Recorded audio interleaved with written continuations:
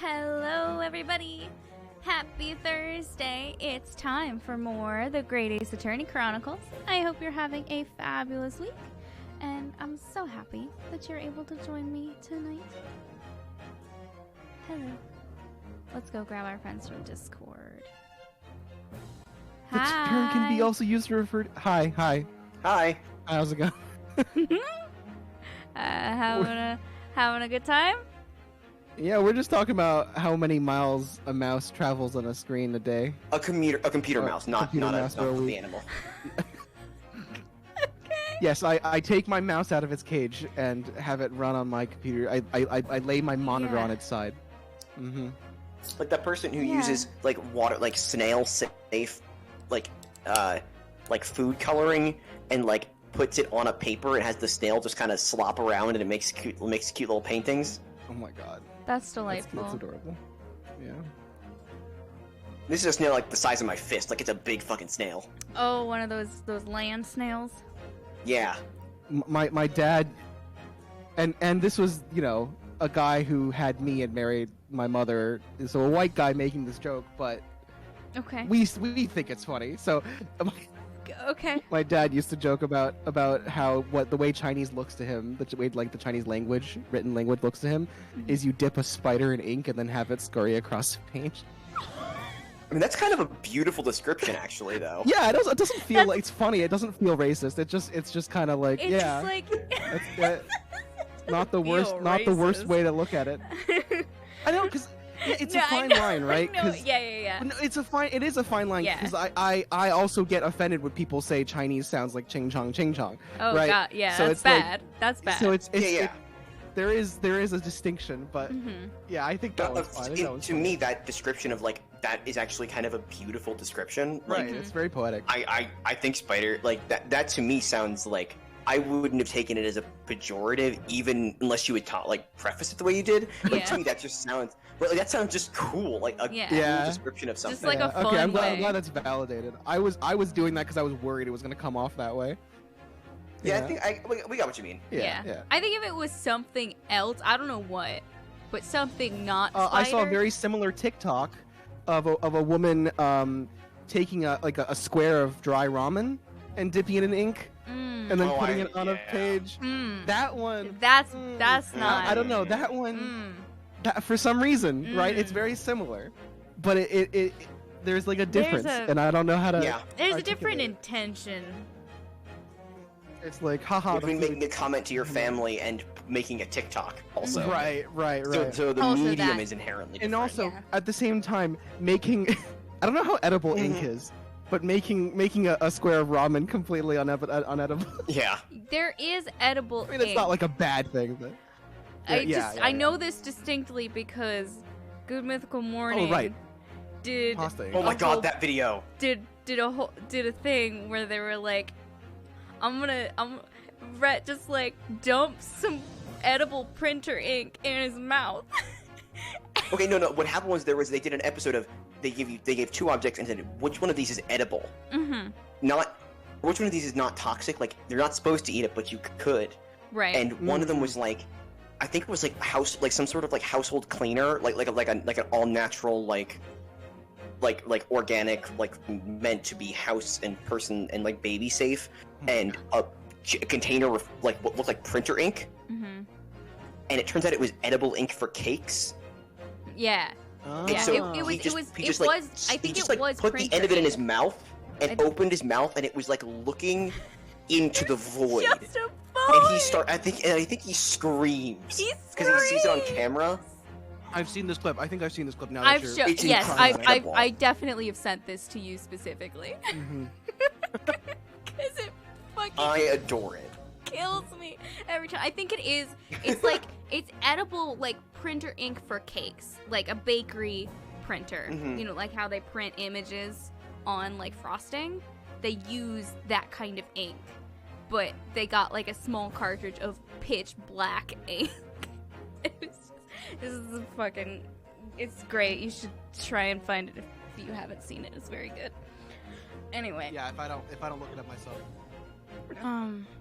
Yeah, we're just. I assume we're doing the Lee by Molly Miles podcast as we stalling a little bit for time. Yes. Yeah.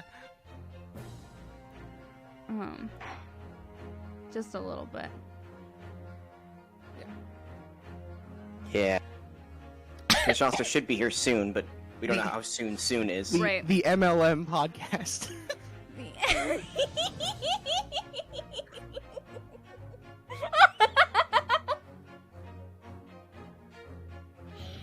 Yep. I could not think of MLM? any. It's up to you to figure it out.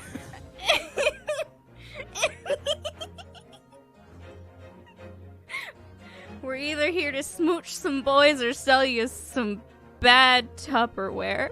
And I think there's like a third one. I don't remember what it is. There's a third one?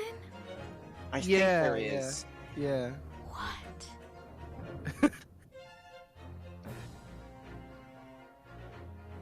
Huh. Muslim Lives Matter, which is not what I was thinking of. Oh, Marxism, Leninism, Maoism. Yep. That's the one I was thinking. Huh. Yeah.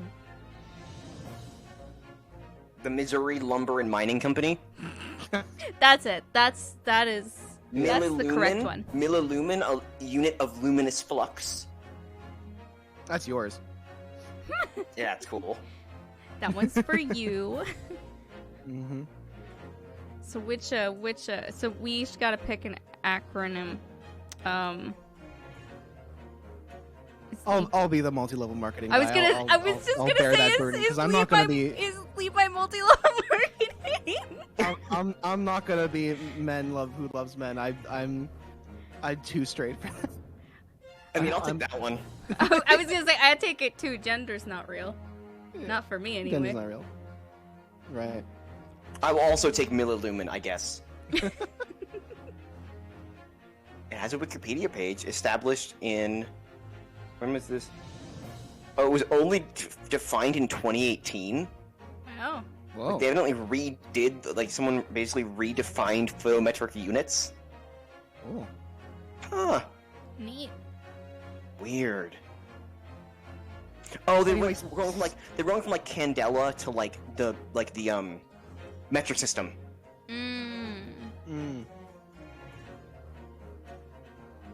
Anyway, speaking of men loving men. Okay. It's a good Reno's segue. We should okay, probably get started. Naruto. Oh, okay. Yeah, we should probably get started. Yeah, Shasta will be here any minute. Oh shit. Court, right? Yeah. Witness, state your name and occupation. Oh shit. God, it was here. Yeah.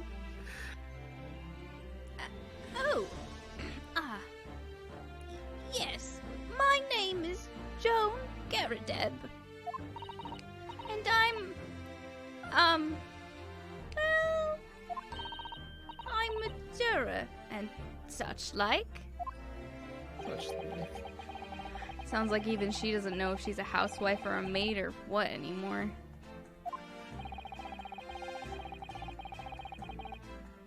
The court has decided your testimony is required in order to clarify matters in this case. Do you understand, madam? Yes, my lord. You will tell the court everything that took place in your household on the evening in question.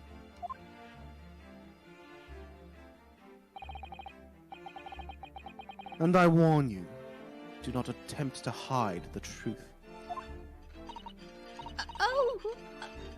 Oh, dearie me. Oh, I think that's also me. Mm-hmm. Chin up, Johnny. Nothing to worry about now. Gotta let it be a multi-person testimony. Can't have the single one. Right. Oh, I didn't know you were here, John. Yeah. Oh. That's really cute. Oh, yeah, that's a really wow. Oh man. Aww. Oh, they're so sweet. Also, like, finally seeing him, like... I mean, I think we've seen him head on. Yeah, this, we've but, seen like, him head on. He's gonna be like this for most of the actual testimony. I assume. Oh, and it's like she's the one looking at him now, right? Because before is the... Yeah. Hi, Frez. Hi, Frezzo. I'm sleepy. Wasn't only you in the room that day, whole thing, was it? Rather think I ought to testify as well, don't you? But what about your knee, dear? Don't you worry about that. Hardly notice it. I'm not the sort of chap to leave a comrade to face disciplinary action alone. Oh, John.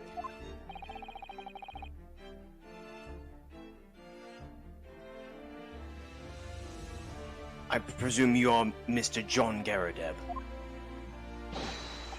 Yes, sir. Former 2nd Lieutenant of the 3rd Regiment of the 4th Northumberland Fusiliers, sir. Seen my fair share of action, and now living the quiet life, as it were. The quiet life. Were you not engaged in an incendiary battle with your spouse on the day in question? Well, yes, quite.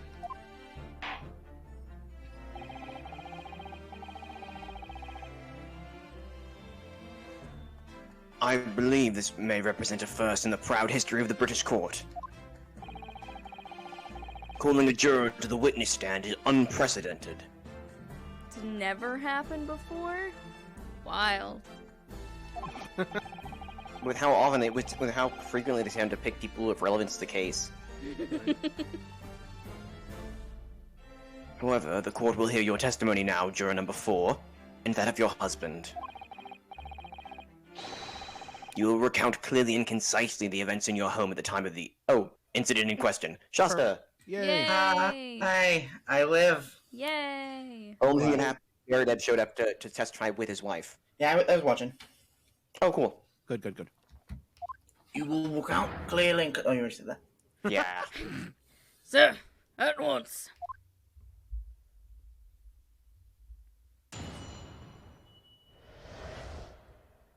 The Battle of Garadeb.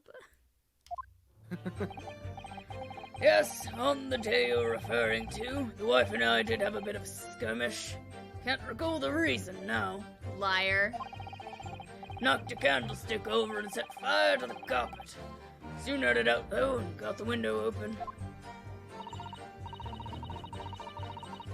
Meanwhile, I was picking up whatever I could find to throw at him. Plenty of knives around our place. Can't say I'd notice if 1 or 2 went missing, I'm afraid. If that poly thing in the victim's back really was one of ours, he'll have a job proving it, I think.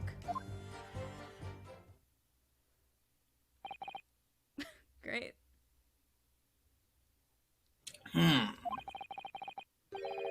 Sounds as though it's quite the battlefield in your household that evening. Love is a battlefield. Thank you, I was thinking that. Although an entirely one-sided assault, it seems. The enemy caught us on the hop, sir. Had no choice but to dig in and take defensive measures. To be honest, if the enemy had kept shelling us for another minute, we'd have been toast. Of course, a veteran such as myself is only too aware that on every battlefield, you're just a gnat's whisker from death at any moment. Are we still talking about a marital quarrel here? Well, I must say I'm dubious that this testimony will shed any light on the origins of this jackknife.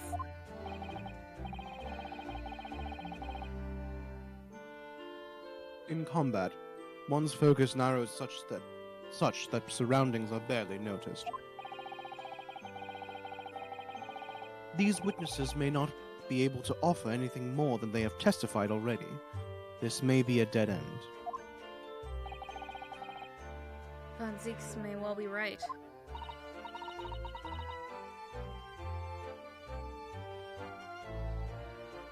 I was muted. Oh god. Well, whatever the chances, we only have this last cross-examination to uncover the truth, Mr. Naruhodo. Yes, I'm afraid so. Kablam. Very well, counsel. Begin your cross-examination. Okay.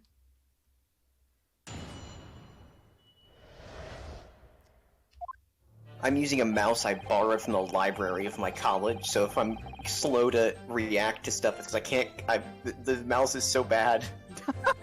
I lost mine. Oh no. I'm dying. Hold it! The reason is what you told us yesterday, I believe. Yes, that's right. If I remember correctly, it all started because of a note that was tucked into the pages of a book belonging to Mr. Garadab. A rather passionate note, in fact. But Mrs. Garadab found the note, discovering her husband's little secret. And she gave him a mighty number of slaps across the face for it, too. What a sordid state of affairs. Hell on earth. Okay. I say, when a chap says he can't recall such things, it's common decency not to drag it all up. We're in a court of law. And besides, half of it was wide of the mark anyway. Throw it in his face. A likely story. These waters run very deep. And what transpired next after those multiple blows to the face?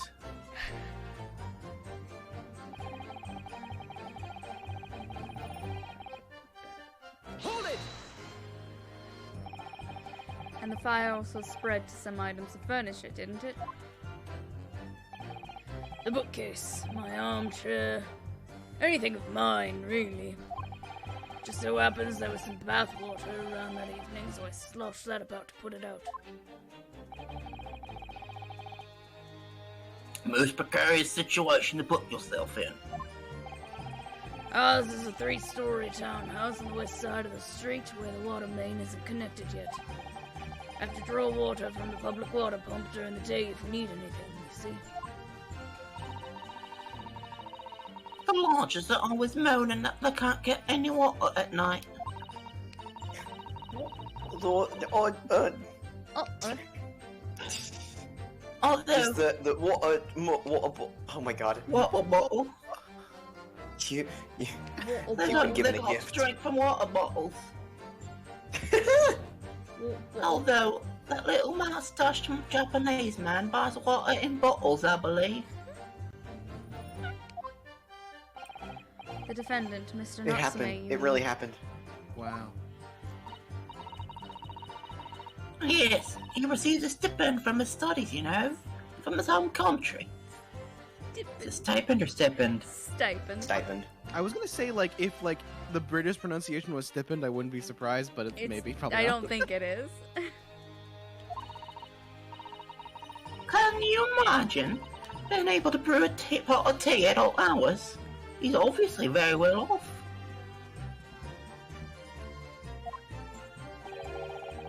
Have you actually seen the state of the man? I believe he uses all of his income to buy books. Standard British will have you put more on the stipend. Like in English, we just go stipend, right? But otherwise, yeah, it is stipend. Well, anyway, the point is I was able to douse the fire with water, fortunately enough.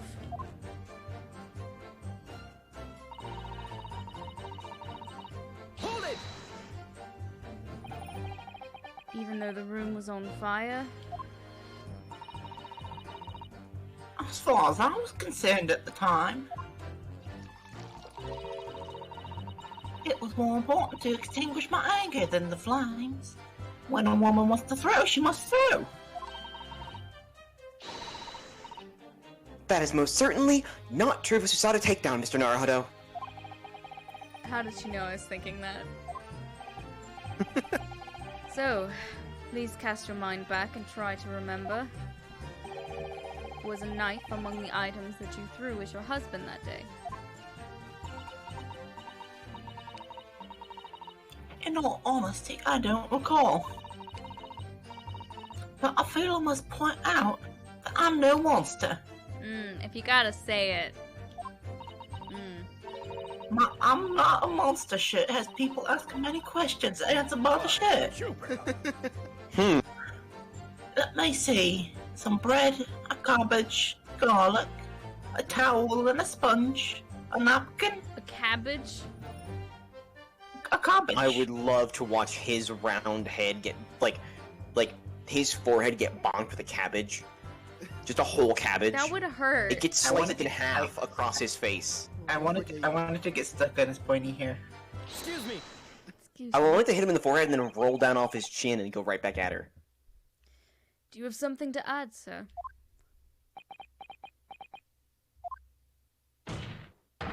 Mr. Garadeb. Don't shoot! Sorry. I beg your pardon? Oh, jeez. Did your wife's remark just now bring something to mind? Nothing of any significance, no. Just that barrage of projectiles the old thing launched in my direction was somewhat more solid than she implies. Books, bricks, and the fire poker you have I loose seem bricks? to recall. They weren't loose beforehand. Ouch. And the woman's aim is uncanny. She landed a direct hit with every volley. Ah, good grief, woman! We're not at home now. It's a court of law. Oh dear me! Ever so sorry, dear. Fucking poured tea into his pipe. There's just gonna be like a small puddle of tea on the floor of the courtroom. What's she even doing with a teapot in here? Honestly, John, I would never have thrown such things at you, obviously. Wow, we're gonna do this? Really, Joan? Gaslight, keep going, boss. Well, take a look at this then. How do you suppose that happened, him? What's this then? Your pipe, sir. Had this thing in my hand as usual at the time of the onslaught. Knocked it clean out with one of her soft projectiles, she did. Yes. And when I went to pick the thing up, it was broken in two. I'd like to see a sponge do that sort of damage. I see. Your pipe was broken. Would never have been sent flying unless hit by something pretty solid. Anyway, I've managed to bandage the thing up for now. Aha! You all want to exaggerate, aren't you, dear? I wonder what we should make of this account.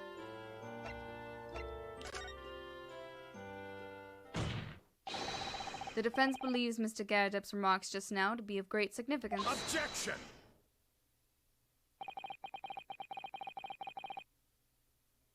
This war veteran's words only tell us one thing.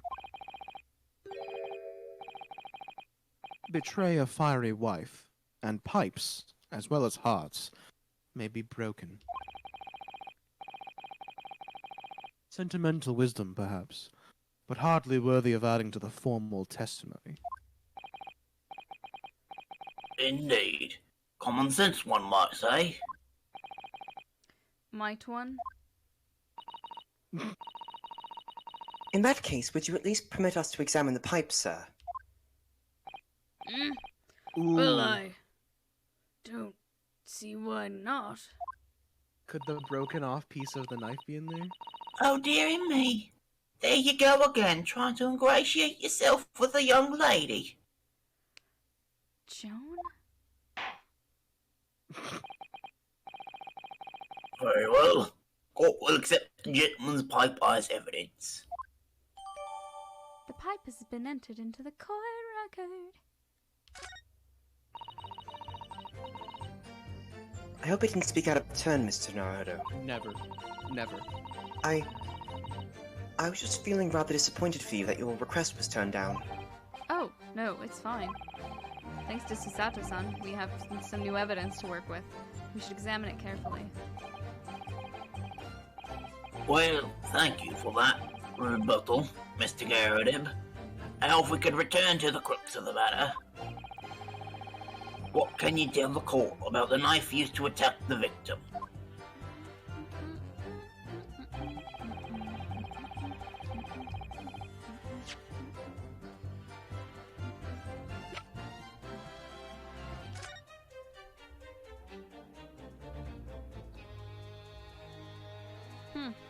Oh, what There would you it look at is. that?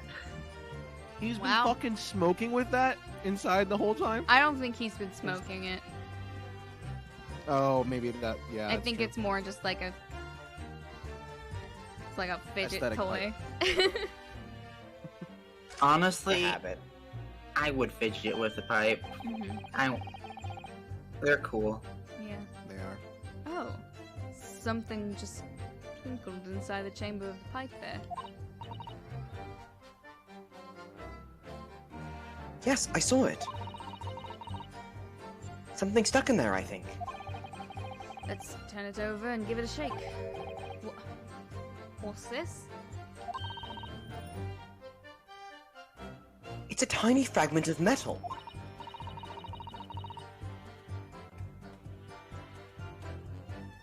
It looks like the tip of a blade or something. The tip of a blade? Surely it can't be. The fragment of metal has been entered into the court record. Just took it out of there. Just yoinked it right out. Looks to be in a solid state with that bandage around it, doesn't it? But for some reason it feels slightly ominous to me, like it's trying to shout out a warning. Probably because it's the same blue as Mr. Gadget's dressing gown. I suppose it must have considerable sentimental value to Mr. Garrodeb, given that he's gone to the trouble of repairing it like this. Either that, or he can't afford to replace it.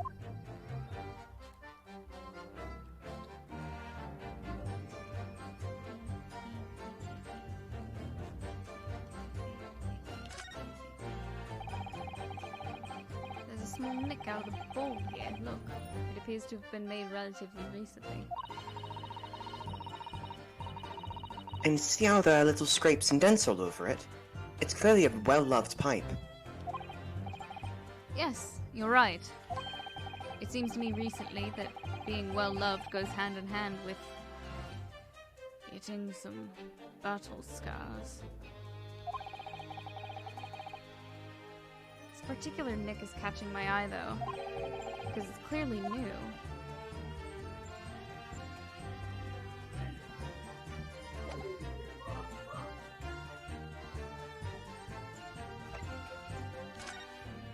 Well, we have our connecting piece of evidence. This is the tiny piece of metal we found in the chamber of Mr. Gadeb's pipe. It looks like the tip of the blade or something. The tip of a Oh, blade. it's the same thing, isn't it? Is something wrong, Mr. Naruto? I don't really know. There's just something niggling at me, but I can't quite put my finger on what it is. Perhaps in that case, it would be wise to examine some of the other pieces of evidence again.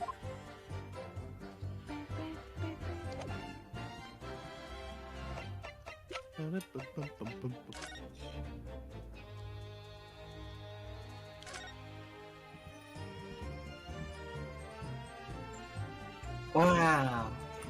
Wow. Oh, look here, Mr. Naruto. Just at the tip. Oh, it's right. It's Thursday. They're having a party outside your house. Oh. You can hear them? Yeah. Every once in a while. Sometimes. Okay. Usually only when you're talking. If it becomes really bad, I can move. Oh, because I'm triggering it, you can hear it from the background? Yeah. If it becomes a really big problem, let me know. I can move my setup somewhere else. Okay. A small piece of the blade appears to be missing. Wait. Part of it's missing? I could be wrong, but I just got a feeling. You remember this? Ah, that's the tiny fragment of metal that we found inside Mr. Garadeb's pipe. Yes, and just maybe.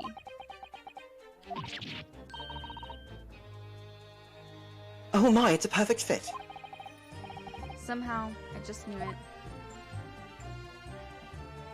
Yeah. Just wanted to confirm it. Just in case we had to confirm it for Rio For the to game to remember accept it, yeah. to know what was Mhm. happening.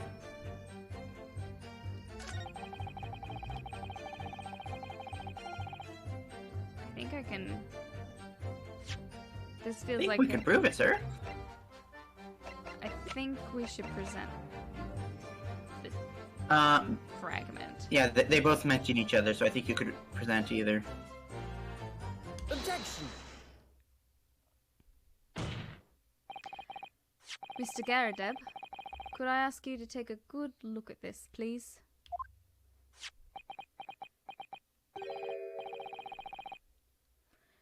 You can ask, but I can't see a bully thing. You can't? Used to call me Dead-Eyed Deb back in the regiment course, but that was some time ago now. I love the way he's slumped. Even when I'm trying to enjoy a large print book by the fire these days, I struggle to tell a B from a D and a P from a Q, to be honest. Oh, he does. Dear me, it's rather wearing to be asked about every other letter and every other word. You must be very dizzy. You're not okay. That's bad. Come on, man. You can do better.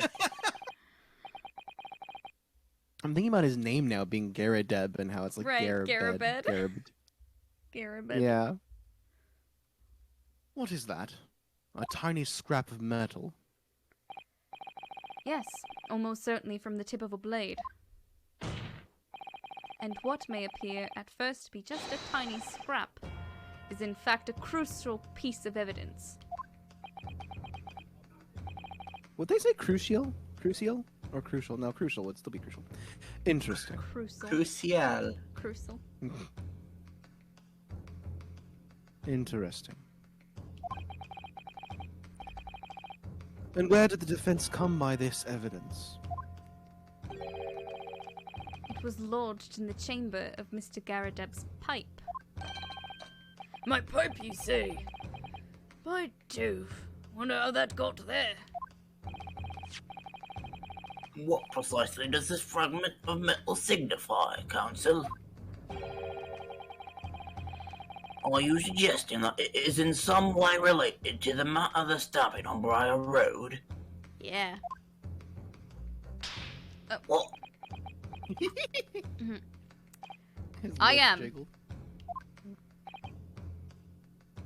What? When put together with another piece of evidence already in the court record, I believe this tiny fragment of metal will unravel the whole truth of this case, my lord.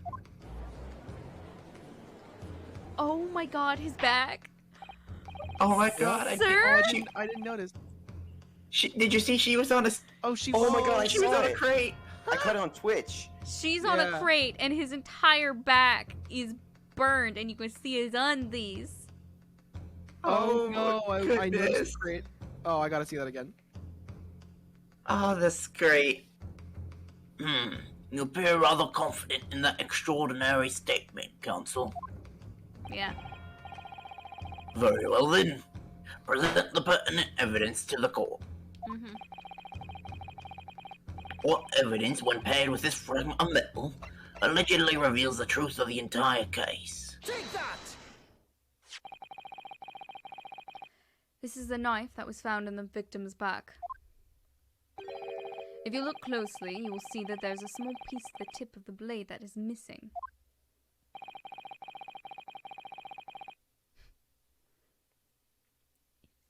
A common issue with the inferior blades sold at unsavory street markets. Criminals who use them regularly leave the tips lodged in the victim's bones. Jesus. Well, thanks for that. I guess he would know. And what was this particular knife? No doubt its tip has suffered a similar fate, now languishing somewhere near the spine of the victim. Objection! Wrong. Objection. Objection. You're wrong. No, that's not the case. The tip of this particular knife's blade is the very fragment of metal we discovered in the chamber of Mr. Garrideb's pipe. Ugh! Whoa, that was Good grief. We All shot Von him this Zeeks. time. that was the sexiest getting hurt pose in the security. It absolutely was. That was so... Oh, Delightful. like the hair flip. Oh man. Okay. I don't believe it. The knife. Oh, and the look at that. crimson So and good. this fragment of metal are a perfect match. Good. Good golly gosh. There it is. Look.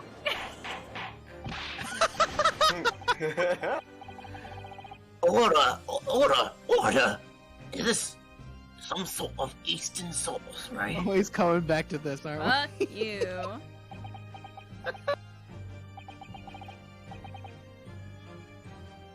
This is no magic, my lord. This is a miracle. The miracle happened. I wish it did.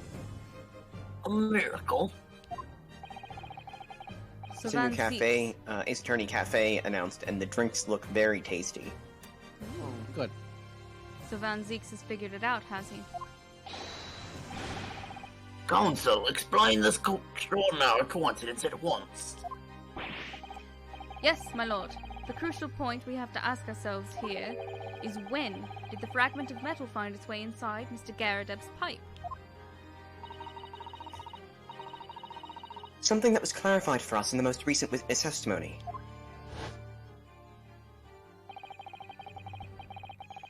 Had this thing in my hand, as usual, at the time of the onslaught. Knocked it clean out with one of her soft projectiles, she did. Yes, would never have been sent flying unless it was hit by something pretty solid. She jiggle. Oh, dearie me. During the argument, The name of the drink for Von Zeeks is Barack Von Zeeks' God's Holy Grail.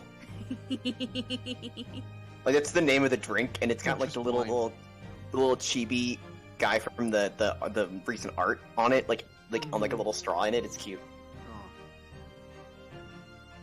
During the argument between these two that occurred just as the victim was on the pavement below, Mrs. Garrideb flung this knife at her husband. However, the knife missed Mr. Garrideb, instead striking the pipe in his hand at the time. Which caused the tip to break off. Of course. Good lord. Yes, and that is when the tiny tip of the blade found its way inside Mr. Garrideb's pipe. The chances of that are 1,000,000 to 1. And yet there's no other credible explanation for how the tip of the blade ended up in your pipe. Then, after losing its tip, the knife ricocheted off the pipe and flew out the open window. Oh, In short, this knife, which fell from the window of the Garrideb's house, is the very same knife that struck the victim in the middle of the back on the street below. Oh gosh. Oh dear. Oh. No. God, What a choice. Right. Oh, we're calm now? Sip. Him and Joan are drinking. He just sniffed it, right? Did he actually drink it? I don't know. Yeah, okay, drink it. A full-bodied theory, I'll give you that. A complex bouquet of trivially similar points, of seemingly trivial points, plausibly arranged to create an almost passable vintage. Allow me to toast my learned friend's characteristically Nipponese approach to bottling his argument. Sorry? But after all, it is just a theory. A game theory. The bottle, I shut the fuck up the bottle. I was saying the same thing. I knew I wasn't gonna be able to get through it. I fucking knew it.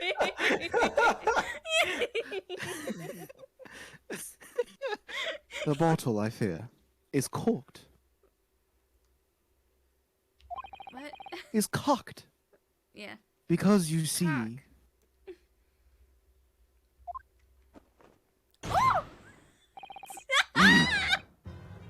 It's spoilt by an insurmountable inconsistency.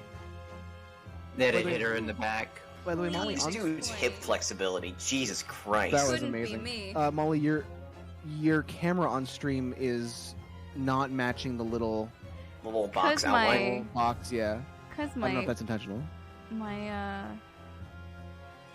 my bar is gone. Oh, weird. Why is my subscription bar? Oh yeah, none of your other your coffee is there. Your Ko-fi's there, and the Discord overlay is there. But Okay, it's back now. yeah, the bar's not there. Weird. There we go. I don't know why that decided Get him. it didn't want to be seen. Does it still say September? It does. But it says it's not expired. I'm so confused. It's supposed It's to. still Time September. is a buck. What? It says it has 14 days to go. How did that happen? Weird. Okay, hold on. 25. 25. 8. October. And I would like you to end 10/31/2021. Is that okay? Can you do that? My sample goal. Okay, There it is. we fixed it. Anyway, an insurmountable. What? Lord Von Zakes, explain yourself. I was gonna say it should have hit her in the head. What is this inconsistency you claim to have identified? Bent over Yeah, to that's true. pick up the book. Yeah, but we haven't established that for sure yet I again. know. An inconsistency of the simplest nature, my lord. The victim was found with the knife planted in the middle of her back. Yes, in her. Ah! Ha!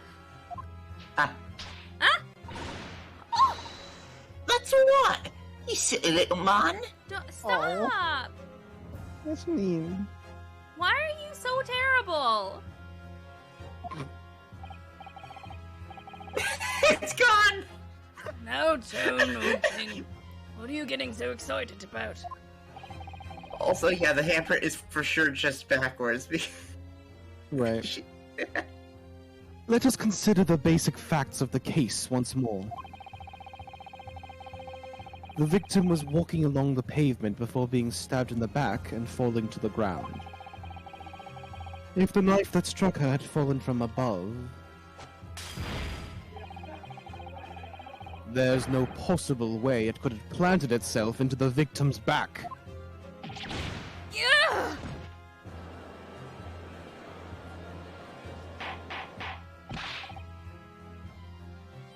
Order! Order! You see? That's exactly right. If the knife had fallen out of him above, it would have struck her on top of her head. Pop it! Well,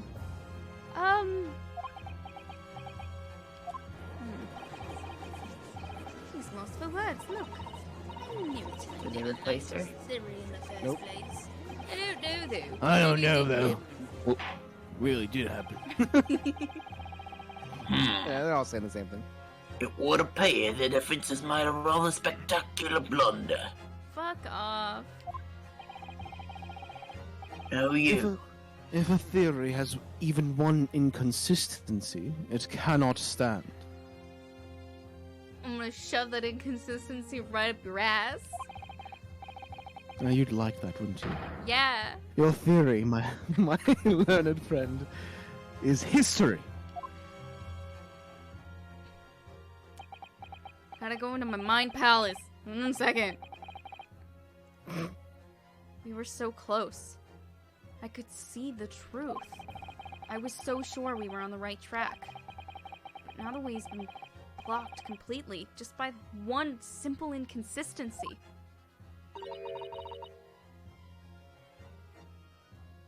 Is that Susato? I don't... Maybe? Or in other words, She's the one who saved his ass, yeah. Yeah. we simply need to eliminate that one inconsistency, and the theory will stand. Thank you, Susato. Oh, I love you. Get your head in the game. Get your head in the Susato. game. Gotta get your head in the You mustn't game. worry, Mr. Naruhodo. You were just caught off guard, that's all. And your mind went blank. But if the path you were on is indeed correct, then a way will present itself. The key to this is in the court record, I'm sure. All the information you need is there.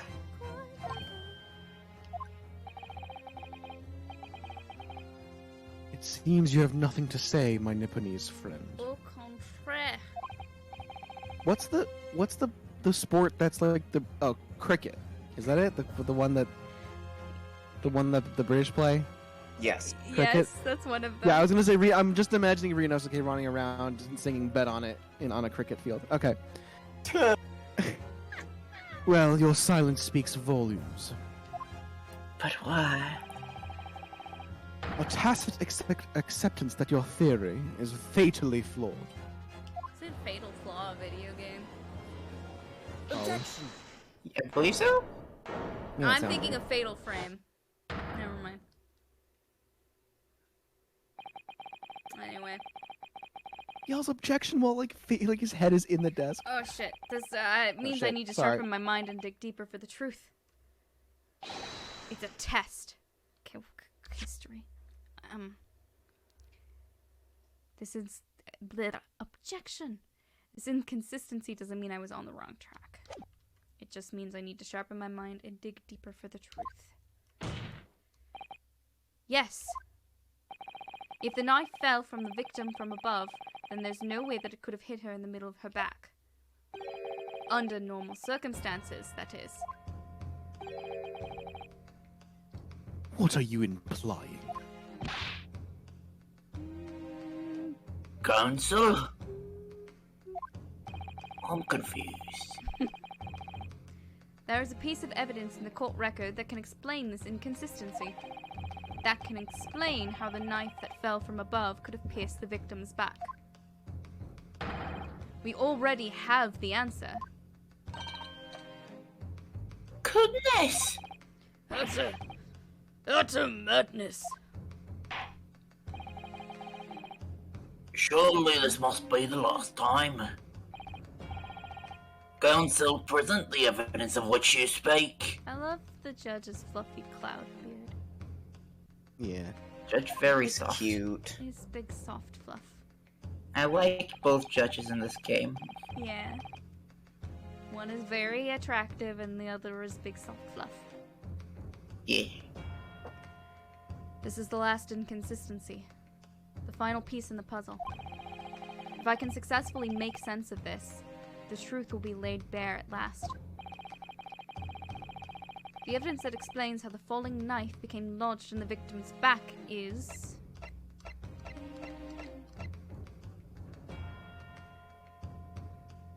Take that!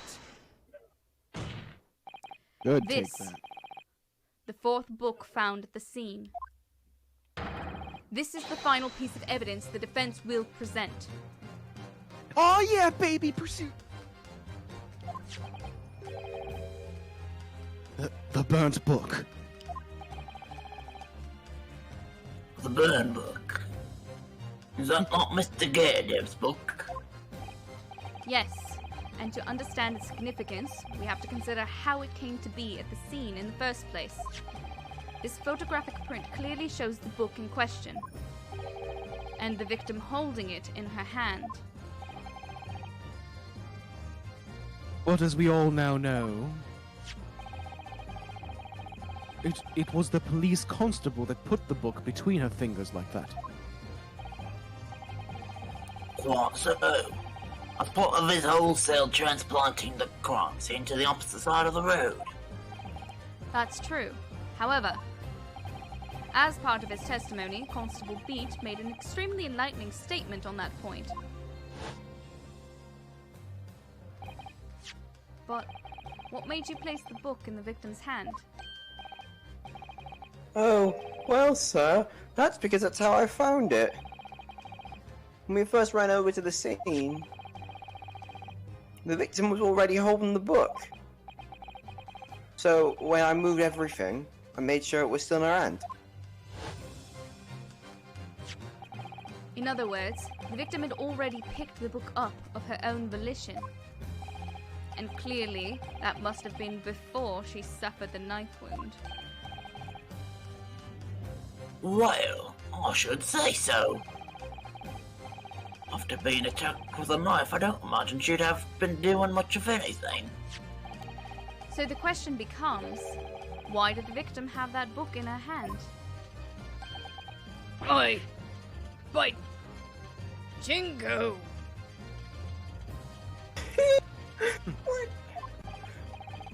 I think I'm beginning to see what may have happened now. Oh, dearie me. This is one of the funniest murders I've seen in this game so far. This is incredible. And she's not even dead. We know that. It's not a murder. Oh, thank God. We know that the book fell from the top floor of the Garadeb household and onto the pavement below. Oh, yeah, she's still alive. Yeah. Yeah. Yes. Thank God. At precisely the moment that the victim was walking past. They probably intentionally made the victim not dead because it was an accident. So they wouldn't. They didn't want an accidental murder. They didn't want to pull a second Nicolina Right. Pavlovina or whatever her name was. Yeah.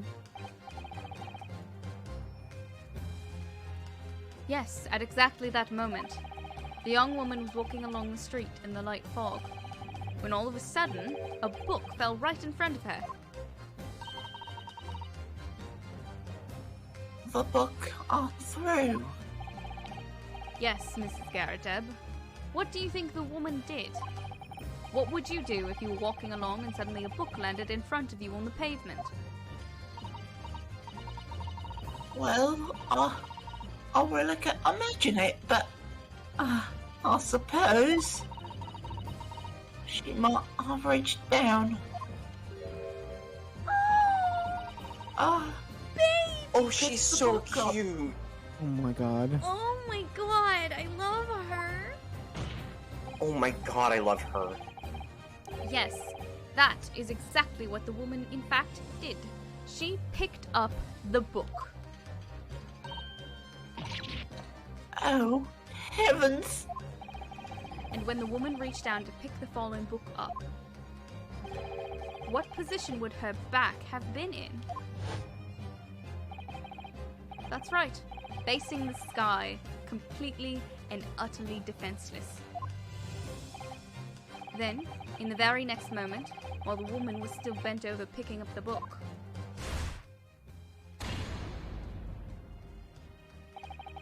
the next object fell from the room above, the jackknife. straight into the middle of her back. And that, at that same time, walking by chance directly behind Miss Green, was the defendant, Mr. Soseki Natsume. Well, I never. It appeared to Mr. Natsume that the woman simply collapsed on the floor. In the dark and the fog, he didn't see the knife falling on her from above. Ah! And from the other direction, the constable and his wife saw no one but the victim and her apparent attacker.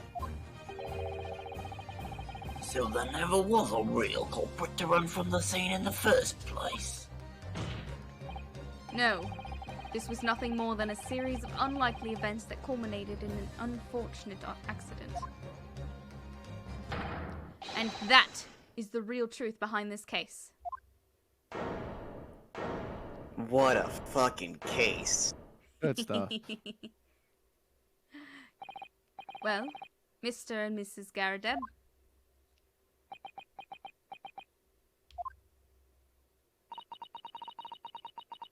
The very first time he showed me that knife, I had my suspicions. I wondered if perhaps it might have been something like that. There, old bean. Poor Mrs. Garadeb. Of course, I never meant for anything of the sort to happen, but You did throw a knife at your husband. it was all my fault, wasn't it? yeah, it super was.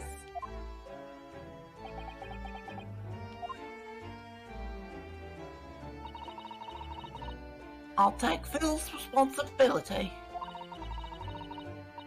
I'll let my anger get the better of me. I threw that book, And a knife. and I threw the knife as well.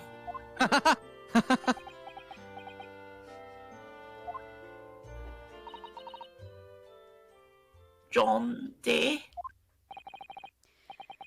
It's all right. I know. I'm ever so sorry. The moon and the sun, look at them. Truly. I'm sorry. Oh, he's trying, and he's got such a bad knee.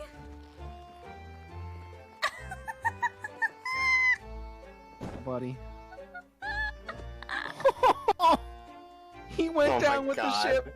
Oh man, he tried so hard. Lord Von Zakes, what news of Mrs. Gerdeb? She's been taken to the infirmary. It would appear that today's events had left her in an especially flustered state. However, I believe she will recover in due course. There is no cause for concern. Yes, unbeknownst to themselves, they caused what could easily have been a terrible tragedy. They shall have to prepare themselves for the consequences of their actions. There is some good news, however, my lord. Olive's awake. I have just had word from the hospital where the victim is being treated. Her condition is improving steadily, and the doctor believes she will regain consciousness soon. Okay, not awake, But soon. but soon. It's strange. We've been talking about the victim all this time, but we've never once met her. She's gonna be awake in like the credits where like they do the interview of everybody. Yeah. How very wonderful. The woman is out of danger, it seems. It's not going to be Olive. It's going to be someone else. Okay. Yes, that is good news. So, Mr. Soseki Natsume, God. Please. Hey, buddy. I missed you. Yes. On behalf of my fellow countrymen, I would like to take the opportunity to beg your pardon, sir. You came from your distant eastern homeland to study our great British culture, and have been repaid with full-on kindness. Please accept our heartfelt apologies.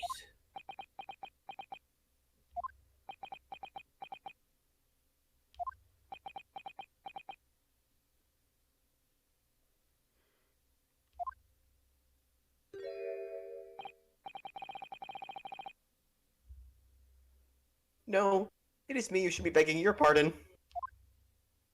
What? Oh no, Mr. Natsume.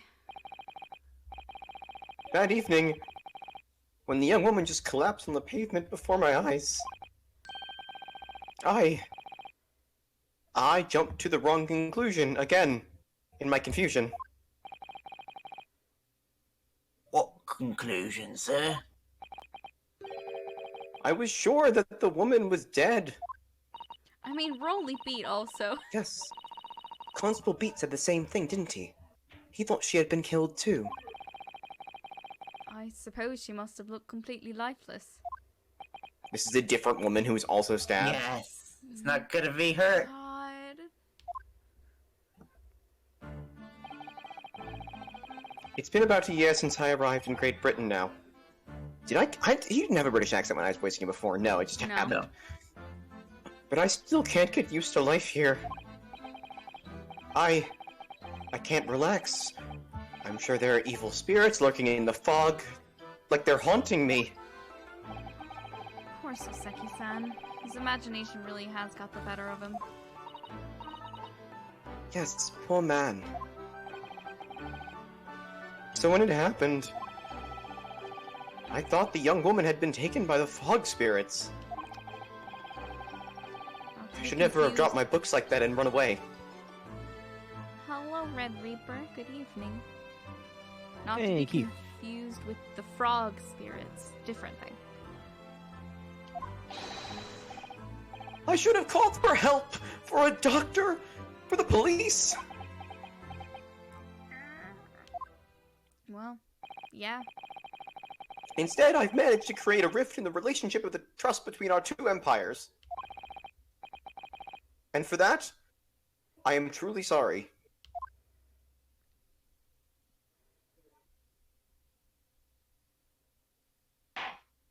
He took her seat. Who? What? What? Garudeb took her seat in the jury. Oh. Oh, Ah. Yeah. I was not paying attention. I hadn't noticed. One could indeed say that some sort of mischievous spirit has been at work here, I think. One that created a chain of unfortunate mishaps. We were befooled by their spirit and led to false conclusions. We need no introspection here. But thanks to Lord Van Zeeks and our young lawyer here from the east, Mostly me. that chain has now been broken and the spirit exorcised. Got him a treadmill. It went for a nice walk. I heartily commend you both. We made the same fucking joke, Miles.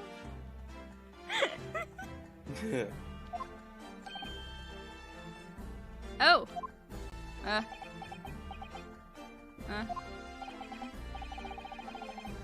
Now then, our ladies and gentlemen of the jury,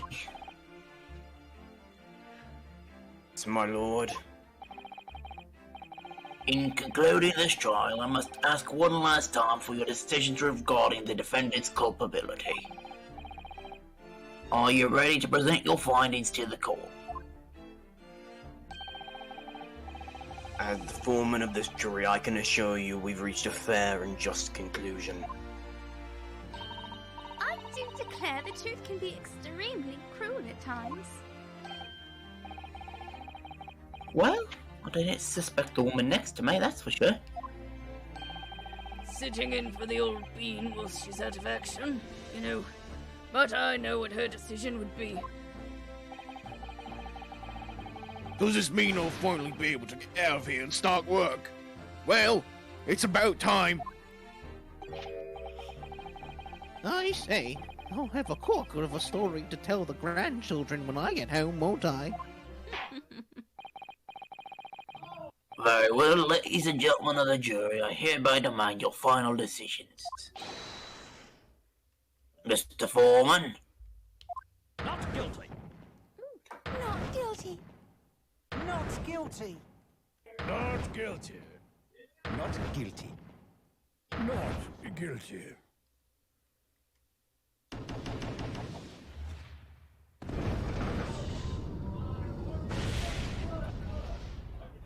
Kablamo. Very well. Mr. Susuke Natsumi, I hereby pronounce you.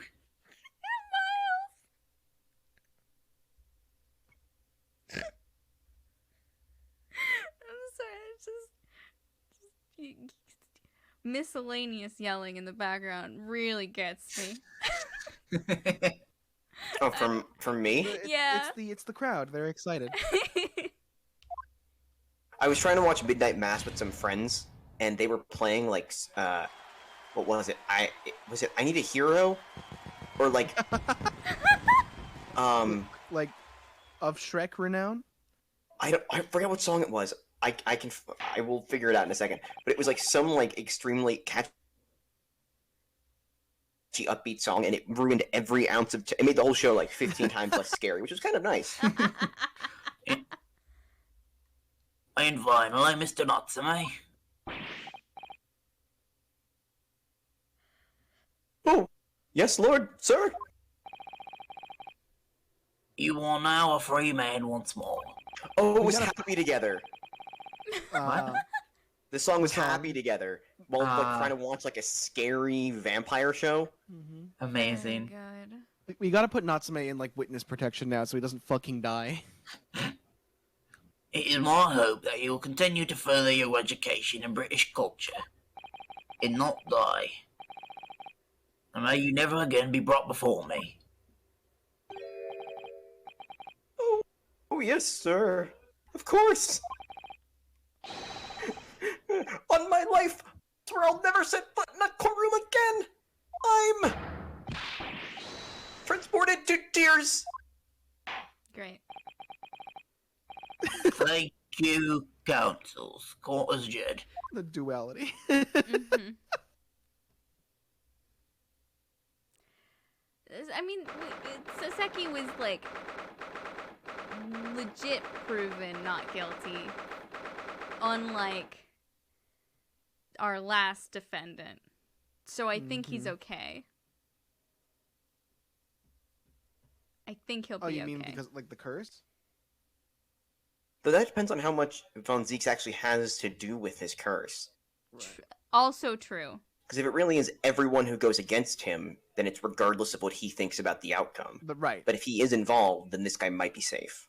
Yeah. I was under the presumption that he might have something to do with it. But he could not have anything to do with it, and somebody else is doing this to him. Mm-hmm. It is the 20th of February, 3:17 p.m. The Old Bailey defendant's antechamber. Locum! Wait, you mean me? Of course! Is there another locum here? Is there even one? Compared to the original locum student, Mr. Naruhodo Esquire, your name has become rather short, hasn't it? Could just call me. What's wrong with using my actual name? Oh! Oh, it's you. Oh, at last! I'm free! I'm free! Joyful, joyous, jubilant, jubilation! Heady, hearty, happiness, hurrah! Oh, I am pleased. Mr. Natsume is delighted. Would it be so hard to just say that, then? Locum, you did it! You saved me from the brink! Why do you do that? What is this pose? What are you doing? It's You expressive. got some great core strength. Right? But, like, what does this mean?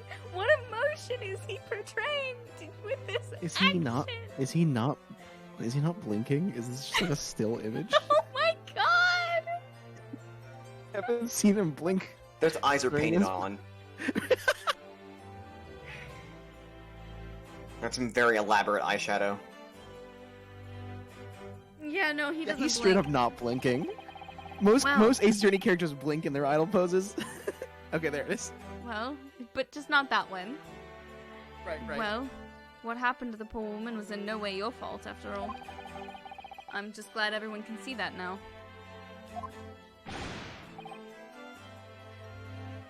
No, no, no, not that. Lovely, loyal, locum lawyer. I don't get this dude at all. No, He's fun. I I love know- him. I I don't don't- understand him. the vibes. I don't. There's I get nothing. There's no. They're vibes. just so weird. This one doesn't blink either. Yes.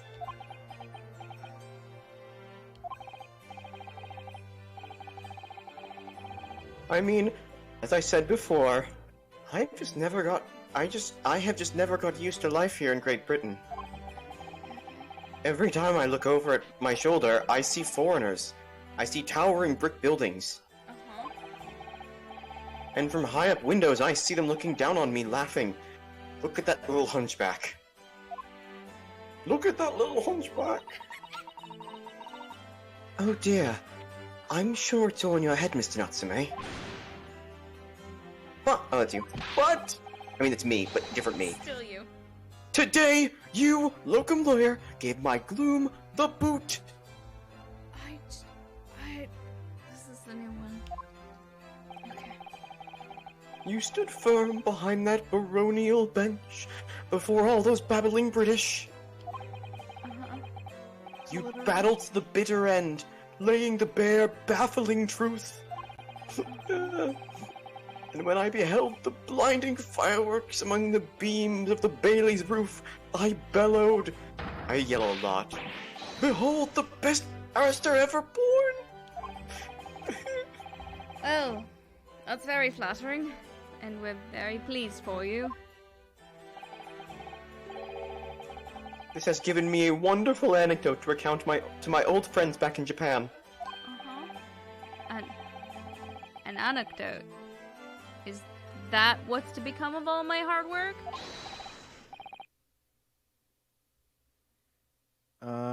Herlock? The detective guy or Herlock? Jones? Herlock? That's There right. you are, my dear fellows. Haha, I was right. Yes! I apologize for keeping you waiting. I rose late this morning. You dumb motherfucker, you overslept? It's 3 p.m. Oh, Mr. Jones, what a pleasure to see you. It's 3 p.m. Yeah, that's when sleep happens. I see I'm not here a moment too soon. A disaster has been averted, I'm glad to say. Uh-huh. The trial shall begin presently, Mr. Naruto, and I wish you the very best of luck. Excuse me? It's just finished. What? No! Then my haste was in vain. I fucking love this man. It's you. Herlock Sholmes. Hair. Herlock Sholmes. Oh! Have we met, sir? I make Natsume a pirate from now on. This is Mr. Natsume, the man you had arrested, Mr. Sholmes. Ah, I see. I failed to recognize you at first. Our previous encounters have taken place in the gloom, either of your bleak lodgings or that prison cell. I simply couldn't place that curious face in the light. Charming.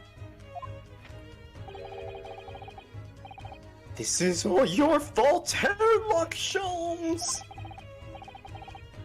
You're the reason I had to go through this terrible ordeal! I mean, you were the one who ran away. I'm going to give you a piece of my mind! My apologies, sir, but I assure you, I have placed you now. What? You're the fellow who abandoned that poor young lady and ran off, are you not? Ah! Had she been taken to hospital more urgently, I feel perhaps she would have regained consciousness by now.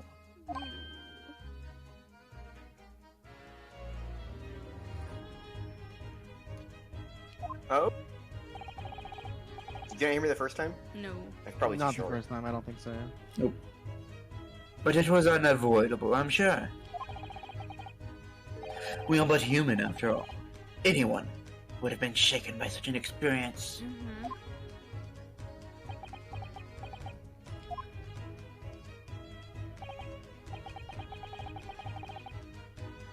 I do feel very badly about how I behaved. Well, never mind. Now then, what was it you wanted to say to me, sir?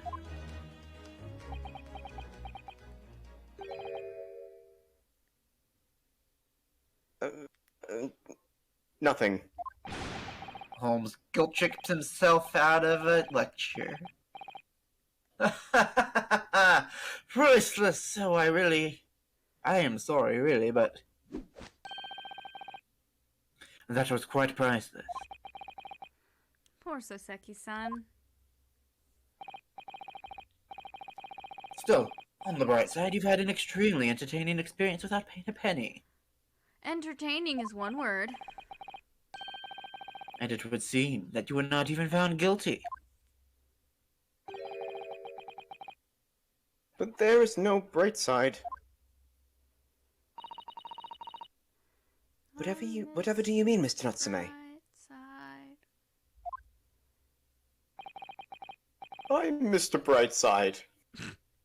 Even after this, I'm still cursed by the spirits, and now by the Reaper. Mm. Ah. Lord Von This Seats. man's gonna die. He's gonna have a heart attack. I mean, This here's man the thing, is gonna right? have a heart attack. Yes. This man also existed in real life. Yeah. So they Like- can't He has the only doesn't die card unless they go full alternate universe. I mean, he can still die. I mean, also Yeah. the question is does the curse of the Reaper always mean death? It just means that They something bad happens to them. I don't think they've confirmed it's always somebody disappear. dies. They've only listed death and a disappearance. Ah, okay. And I don't know what the rest of this dude's life looks like. Right. I haven't forgotten, what facing that man in court means. He's just gonna fuck off back to Japan. No one's gonna know what happened to him. Even if you're found not guilty, you're still doomed! It will be alright, Mr. Natsume. Oh, it's you. It's me. I keep saying it's you, as in that's because that's what we say when it's someone else's dialogue, even though both these are me. It'll be alright, Mr. Natsume. Huh?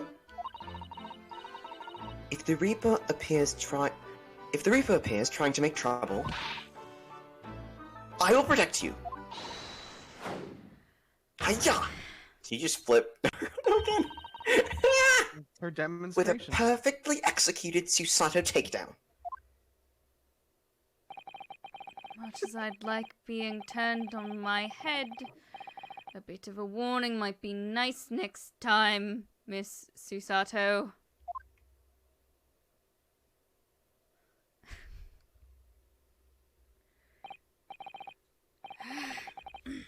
So, Mr. Natsume, what do you intend to do now?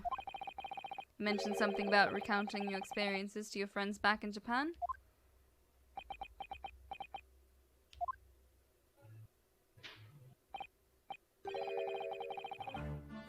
Yes, I intend to return to my homeland soon. Oh, Fair enough. This man is... Traveling's not I've been his through a lot. jam.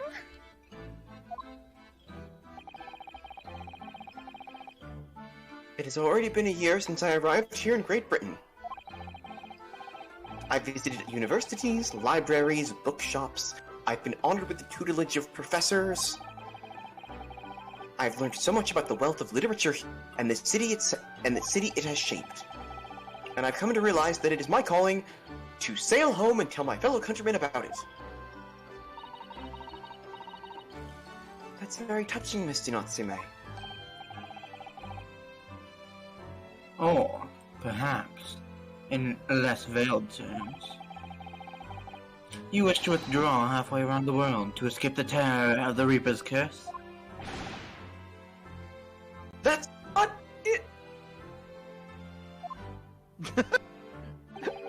I think your voice reached a pitch that we just heard. That's not it.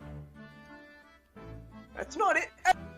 Yeah, no, I tried it again, and I got cut off again, didn't it? Yep. It did. We heard half of at. I think it's because when you're doing that, you get quieter. Yeah, I'm trying not to. I'm trying to like be energetic without yelling loud enough that the guys outside my room can hear me. Yeah, but fuck them. Doesn't seem to bother them at all. It's more for less to bother them and more for my dignity. Okay, fair enough. The more I learn of literature, the more this strange feeling claws at my There's insides. a tiger in your gut. I feel compelled to return to my roots and attempt to pen a work of my own. Oh, I see. A work of literature by Saseki-san. Could be an interesting read.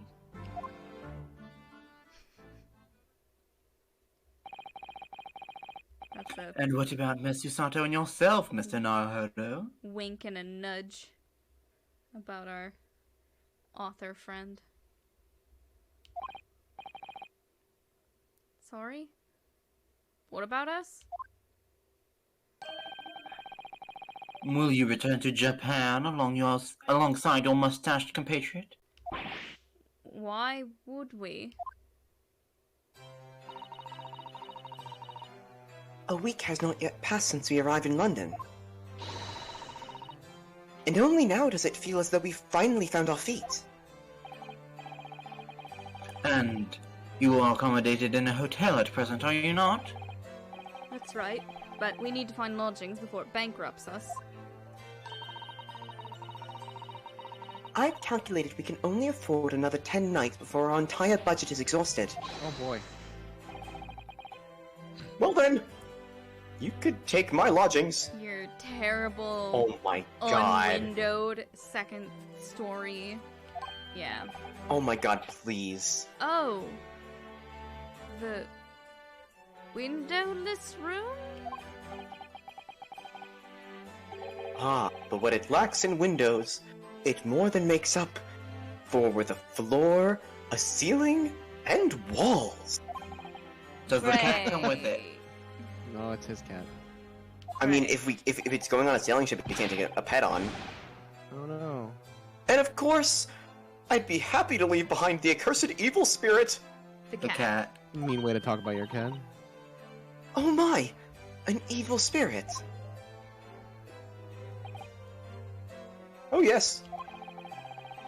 It tries to suffocate you while you sleep. It's an infallible wake-up call. We'll think about it, if that's alright.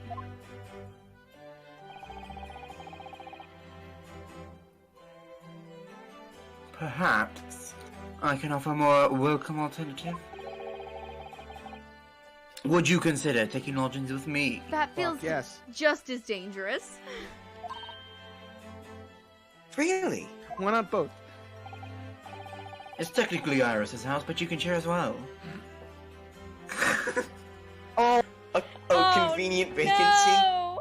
Oh no! Oh no! Oh no! Oh, a vacancy has conveniently presented itself. Oh no! Oh, is that referring to... I think. Oh, shit. Though it is up in the attic, I might add.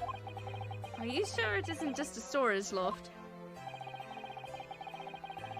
I spoke with the landlady this very morning on the matter of price, and Iris is cleaning the room as we speak. You must come at once. I presume you have no luggage to speak of? Logic. Oh, this is simply wonderful. What an honor to be invited to taking lodgings in the great detective's office's attic. I'm too overcome for words. So suggesting we look elsewhere is out, then.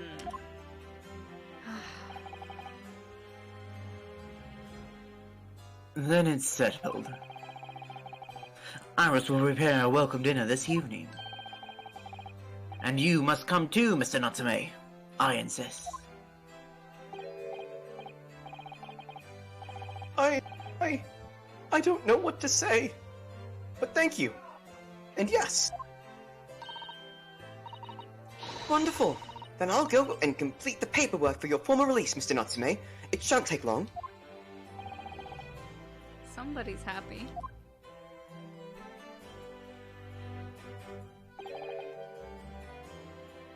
Locum?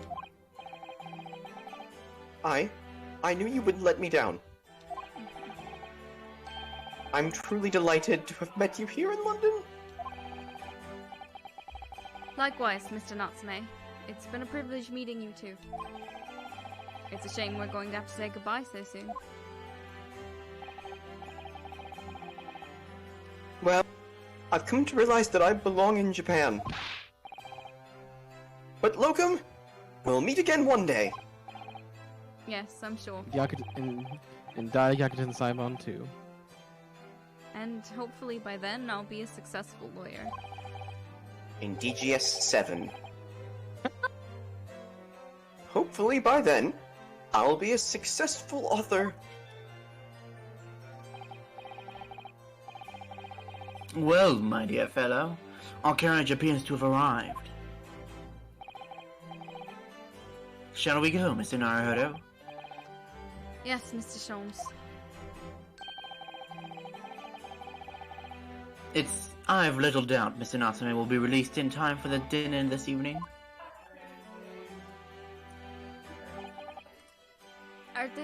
Are they yelling or just do they just talk that loudly? What is? Yeah. What the fuck? I mean, I think there are like 10 people out there, like 12 people out there in like a fairly small space with music playing. I feel like I keep hearing the same person screaming, but they could just all sound the same. They kind of do. The one of them is named Miles, and it is very confusing sometimes. Oh yeah, you mentioned that. And so, with Soseki-san's innocence successfully established, we rode with Mr. Sholmes to what was to become our new home, 221B Baker Street.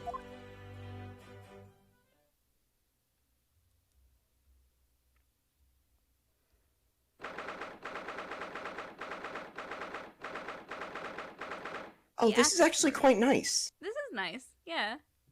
Yeah, it's nicer than I expected when they said an attic. Yeah.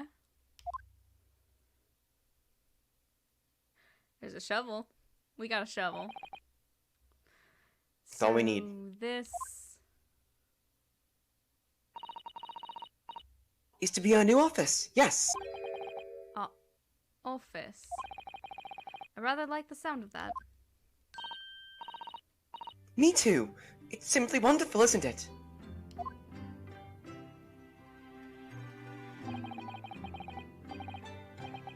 I hope you can see this, Kazuma. It's only a small step. But I'd like to think we're getting a little closer to your dream now.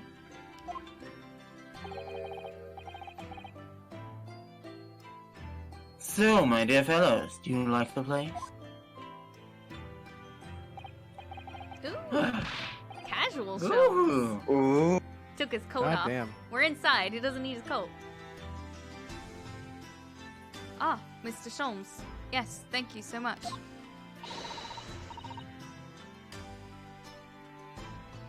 It's a delightful room, Mr. Sholmes. I simply adore it. Good, I'm pleased to hear it.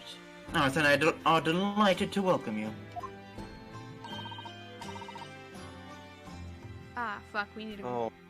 gremlin. I guess Levi.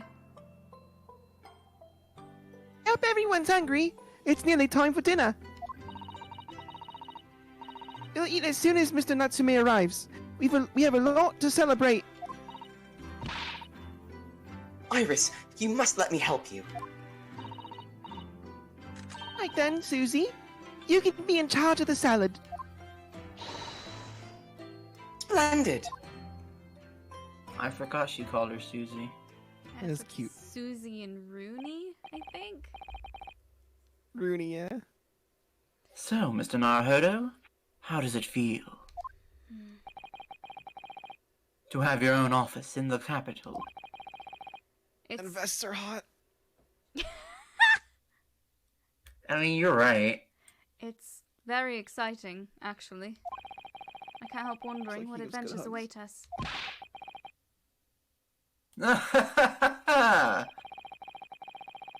Those were precisely my sentiments when I first established my office at these premises. I like the gear that is his, that are on the sleeves. Mm-hmm. Until I discovered the dark truth about the city of London, that is. Sorry?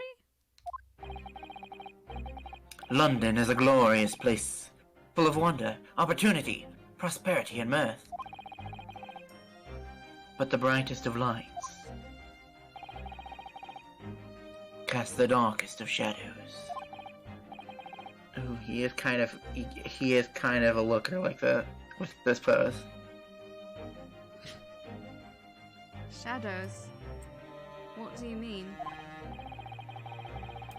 Well, I believe you're well aware of the murkiness that lies behind London's facade already. Yeah, I mean, I heard the river's real rank.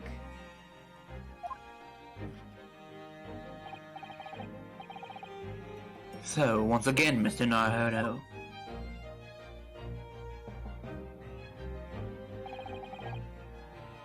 welcome to London.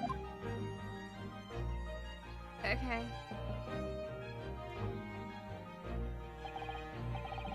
Of course, at the time, I had no idea of the significance of those words Mr. Sholmes so casually spoke. But it wasn't long before my turn came.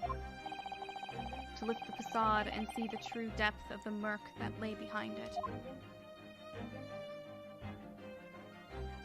Intrigue. End. That's it. Game over. We're done. Bye, folks.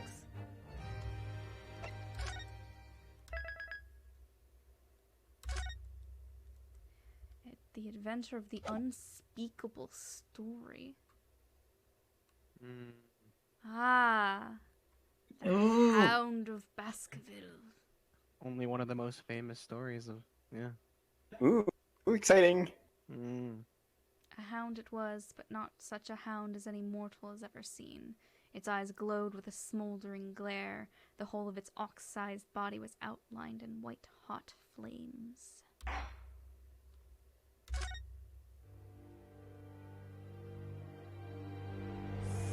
Spooky. Ooh. Just in time for Halloween! It's coming! Right? Sholmes's cry pierced through the thick wall of fog around us. Wisps of vapor flowed over the pistol as I cocked it, and I waited, breathlessly, in the stillness. The silence lasted for what seemed an eternity, until, at last, it appeared. From the shadows of the cloud, an enormous beast sprang out upon us. A hound it was, but not such a hound as any mortal has ever seen. Its eyes glowed with a smoldering glare. The whole of its ox-sized body was outlined in white-hot flames. Its rumbling pant and hideous howl, so terrified was I that I began to tremble with fear. "Look well, Wilson," Sholmes declared, gazing upon the mystical beast. "For this This is the diabolical hound of the Baskervilles.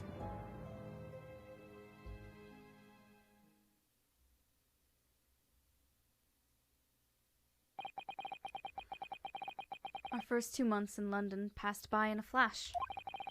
In that disconcerting courtroom experience we were first thrown into on the day we arrived in the country, and in Soseki-san's terrible ordeal that followed closely behind, we had emerged victorious.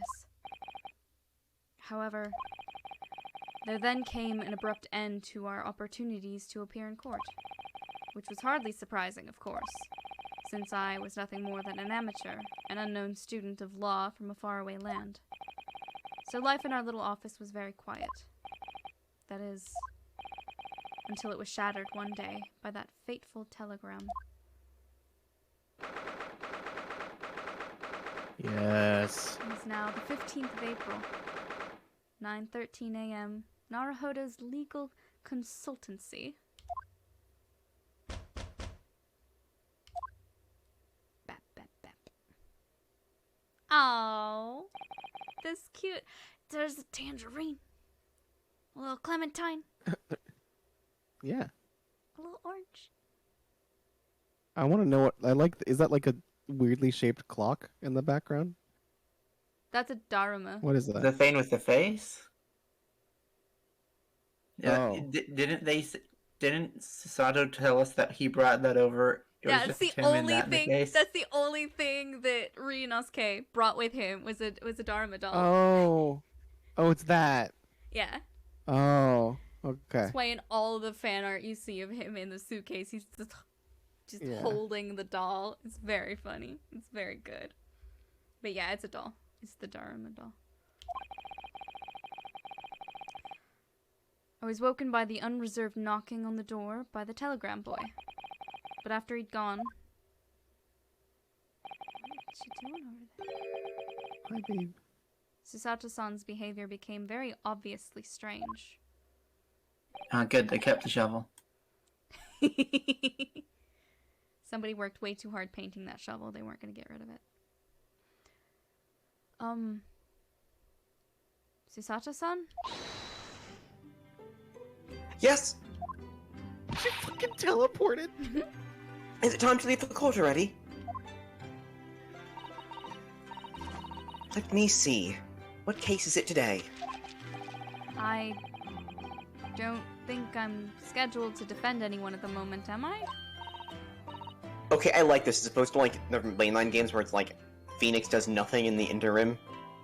Like I they had always cases and shit. headcanoned that he did, and they were just not eventful. But Mhm. yeah. No, I mean, I think it's the only nice time they that actually specifically say it is a couple times he says that he's had nothing. But the That times he he had hasn't, issues I've just been finding like, work. he's got to have, right? But Yeah, like yeah. this one, yeah, it's nice that it's acknowledged. Yeah, that they do other regular work. right. Oh, no, of course not. How silly of me. But I think Iris said she would make us breakfast this morning. So, shall we go down to Mr. Sholmes' suite?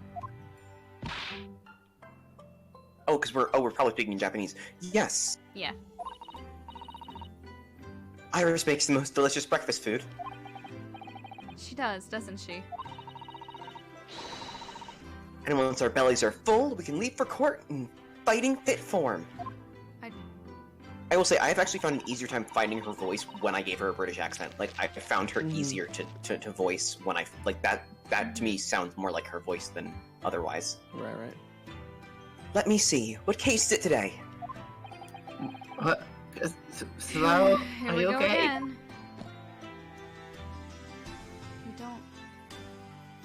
I don't have a case today. What are you talking about? Can I look at the shovel? I can look at the shovel. That spade has been in here since we started renting the place. Oh, that's not a spade, Naruhodo-san.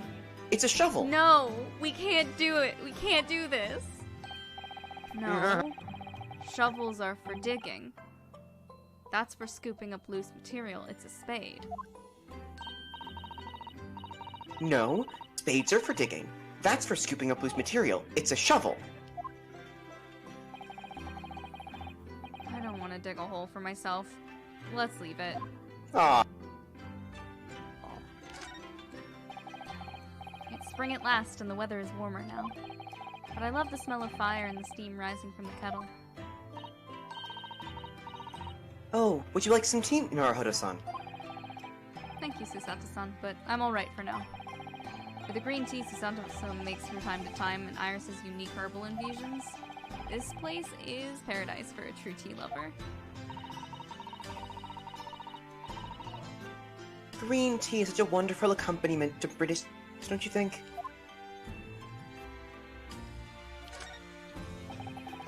So this is the tea set that Susato-san brought with her from Japan.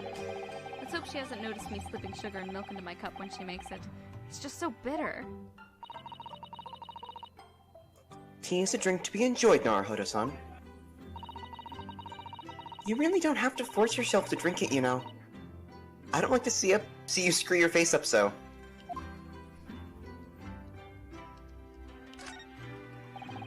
I've only been here in London for about 2 months, but my desk is starting to look a little messy already. You could tidy up once in a while. Susato-san, I always say, making a mess is a small sacrifice to pay for being able to further your studies. And time spent tidying up is time you can't devote to the same cause. And time spent on ridiculous arguments is time that could be better spent on some simple housework. She wins, but I'm supposed to be the lawyer here.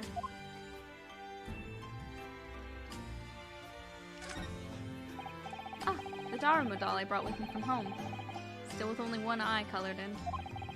I said I'd color the other eye once I'd won my first court case here in Britain, but...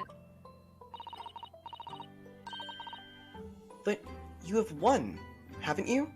Twice, in fact. Because I feel as though I'm still lacking as a lawyer. I tell you what. Why don't you color the other eye in once you think I'm a proper, fully fledged lawyer?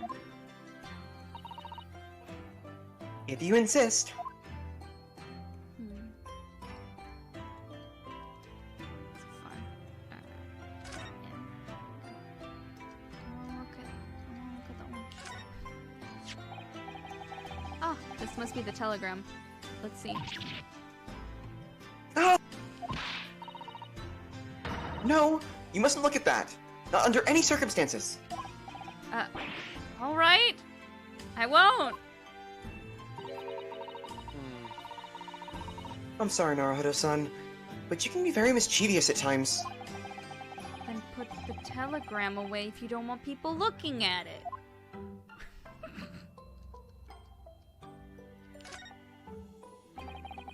We were rather lucky to find that old aquarium left behind here. The prawns we put in there are doing rather well, and the anemones too. It's a wonderful invention, isn't it? The sea, behind glass, inside your room. I want art of Rinosuke with, like, his face pushed up against the aquarium, just looking at the little shrimpies. That would be cute.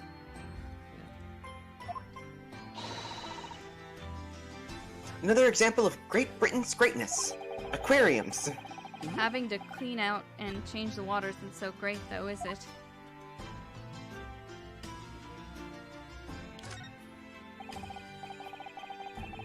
Do you know, I've never seen the inside of your room there, Susato-san. I've never even peeped inside. I should think so, too. The young maiden's private chamber is a place of bittersweet secrets, you know? What? Whatever you say, young maiden.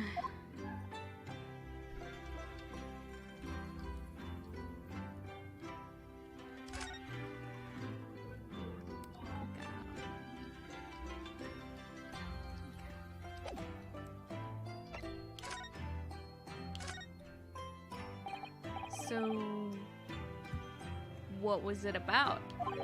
The telegram that was delivered this morning, I mean. Oh, a telegram? Mm-hmm. I don't know what you're talking about. The one sitting on your desk over there? That you told us not to look at? No. sorry, but you're not going to get away with that. Well, I didn't think I would. Actually, don't give it a moment's thought. It's nothing. Nothing interesting. Boring, in fact. Susato, what the fuck is on that telegram? It was just a boring old telegram. That's 3 times now that she's tried and failed to convince me it was nothing.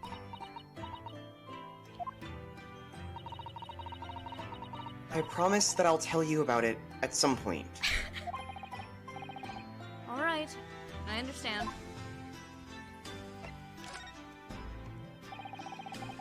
I suppose Saseki-san will have arrived back in Japan by now, won't he?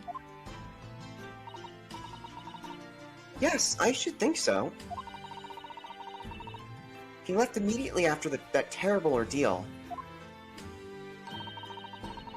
Which would mean he should have completed the voyage already. Or be just a few days away. A fortnight ago, we would have had that very long telegram from him, do you remember? Complaining of seasickness. But by and large, it seems the voyage has been going well. Is something wrong, Naruhodo-san? I was just wondering... what might have become of Saseki-san if he had stayed in London? That's all. You mean, as regards Lord Von Zeeks?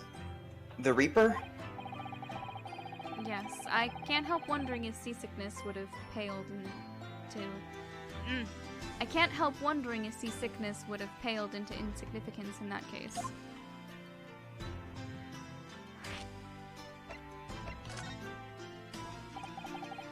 What is it they say? That no one who stands in the dock can be saved from the Reaper. Right?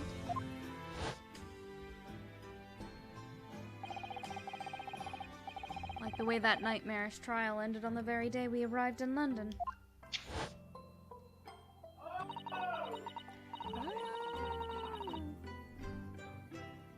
Sorry. Even 2 months on, the cause of that dreadful fire is still a mystery. Yes, but at least Saseki-san is safely out of the country now. Presumably that means... that the curse of the Reaper can only take effect within the confines of the city of London, perhaps? Even if that's the case, it's little comfort. I have a terrible sense of foreboding. If the legend of the Reaper is to be believed, it would mean that he wields the sword of justice himself.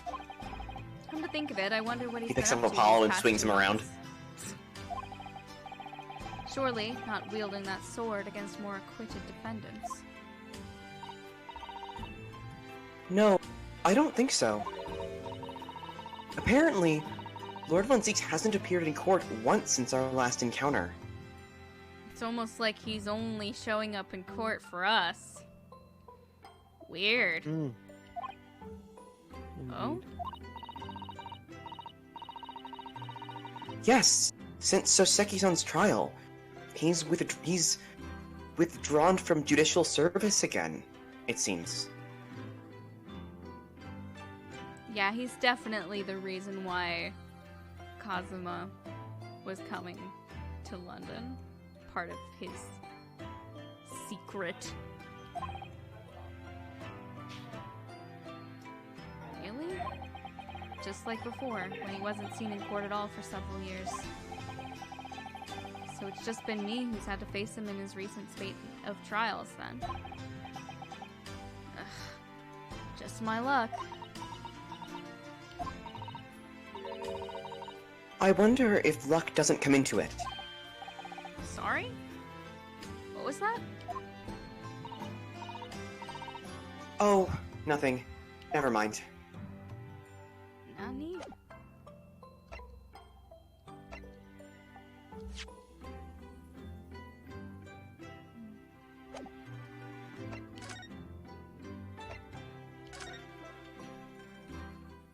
Sholmes is sweet.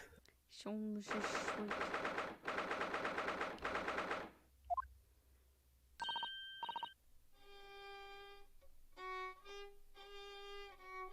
Oh God. Oh my god.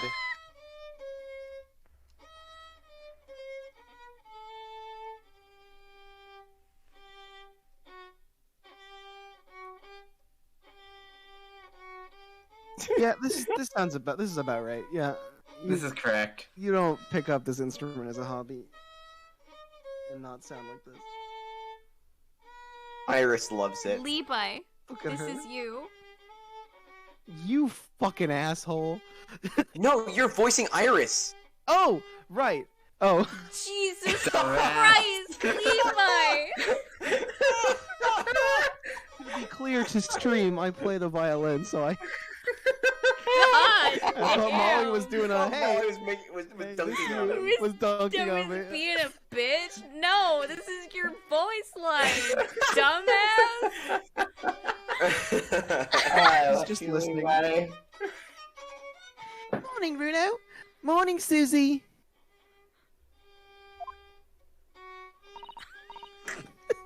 Good morning, Iris. Parts of this sound like fucking my heart will go on. Yeah! No. Iris.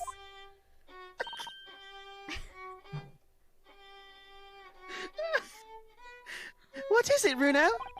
Oh my god. What is that terrible noise? It sounds like a cat being strangled. This is the first time he picked it up in 2 months. Ah, yes. You noticed that, did you? I noticed it. Not even Hurley isn't animated. Yeah. Hurley isn't the best form this morning, it seems. What happened to his big machine? Wasn't there a big Got rid of it. He didn't need it. Wasn't there a big old Interesting. machine on his desk? There was. Okay, I gotta say, I asked That my he friend never used who- it 'cause he never needed it. A friend of mine who really likes Soseki as a character, I messaged them and said, as a resident Soseki Natsume liker, we just finished 1-4, and what the fuck is up with this motherfucker doing the YMCA every time he talks? And they replied with, haha, yes, he's my favorite. It's just for the funsies, he likes to keep it moving. He likes fucking King Good. Julian. Excellent response. He does, in fact, like to keep it moving. Christ. Hello. Hello, Mr. Sholmes. Good morning.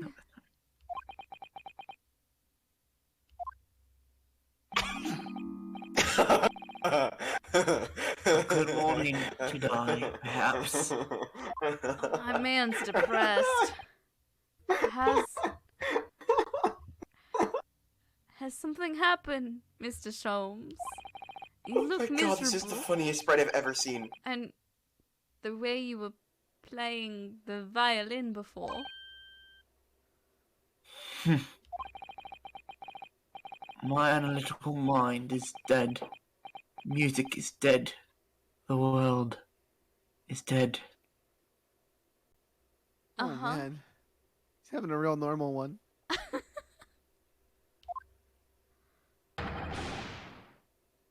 Damn this blanched existence!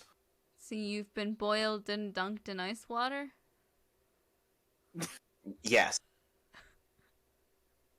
Fair The enough. state of the world. That's why he's so bendy. That's all it is, my dear fellow. Nothing of consequence. Oh, Just having his sure. his yearly existential crisis. This man has He looked into existential the future and crises heard about. way more often than yearly. Yeah, isn't that part of like Sherlock Holmes' whole thing? Is he goes to these like phases of just like deep depression, Yeah. like on just like randomly, Hmm. not randomly, like it's just the way the character's written. Mhm. I'm afraid I'm afraid I don't understand. I don't understand. My mouth didn't want to make those words. Well, Iris, isn't it time we ate? Some dry toast and insipid coffee for me. If it's not too much trouble. Oh, I love this. Oh, okay. Yeah, alright. I don't know what I thought insipid meant, but it does mean just lacking flavor.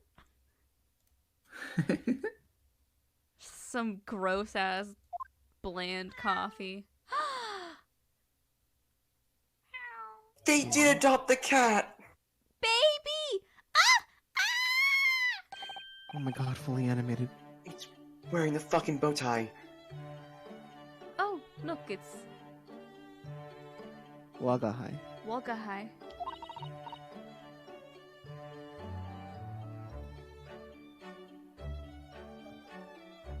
Susato? Good morning, boy.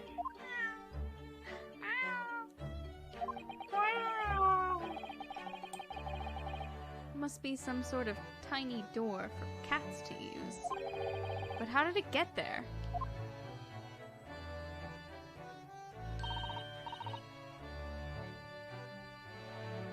Then everyone, time for breakfast.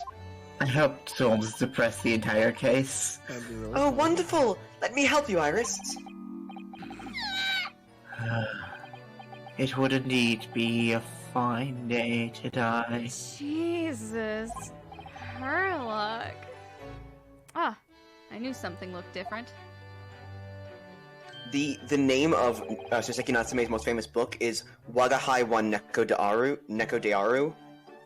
And so Aha. Wagahai is the first word of the. Oh, It translates to something like I a am, cat. but it's the first native of the first word of his most famous book. Yeah, that's what Nat just put in chat.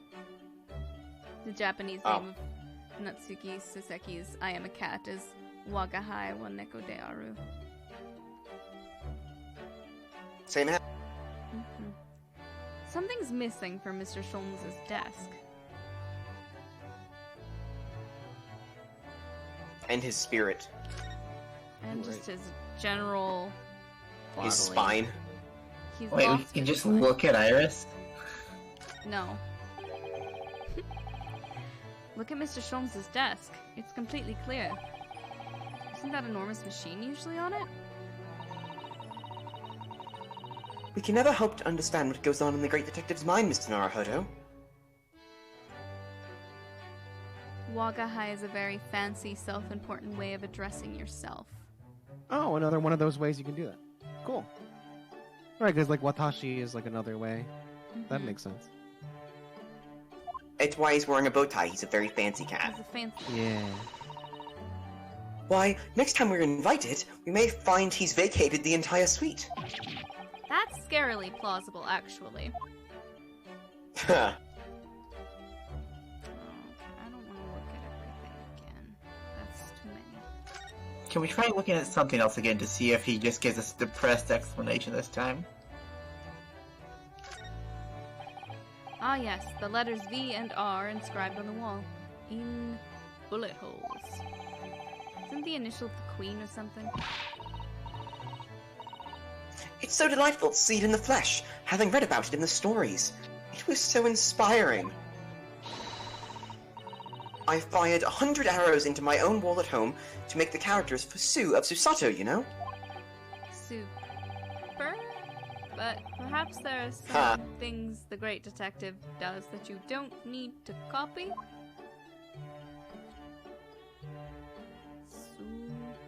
Super.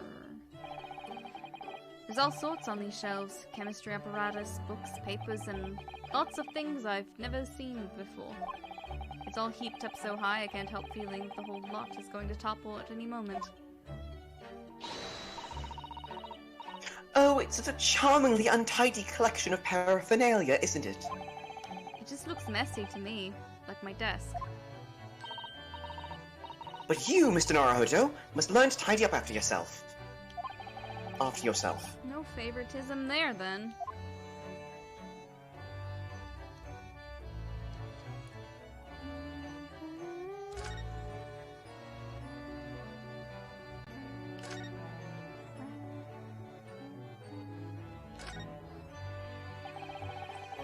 Mr. Natsume's cat seems to have settled into his new home, then.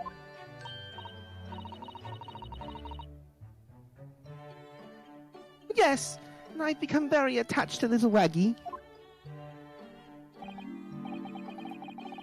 It would appear his previous owner is completely forgotten to him. Cats are unfeeling creatures. The muse as empty as the hearts of the muses. Damn, you down bad today, aren't you?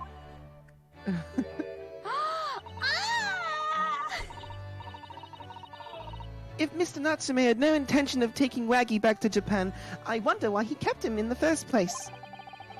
I expect he would have taken him if he could. But pets are strictly forbidden aboard steamships in our experience. And for good reason. Terrible things can happen if the rules of passage are not obeyed. Uh-huh. Don't mind, because Waggy is adorable.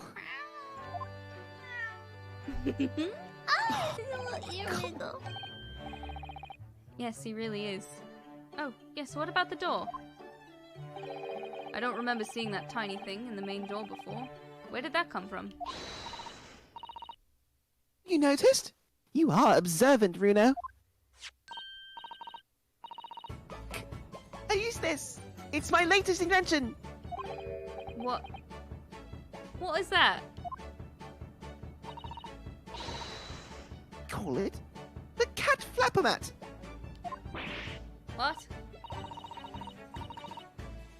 Gosh, a machine for making doors just for cats. Right? It can make a cat flap for a little furry friend like Waggy in seconds. And it can do it in any door at all, no matter what it's made of. It's very powerful, you see. Wouldn't it have been quicker just to make the cat flap, rather than making a machine to make the cat flap?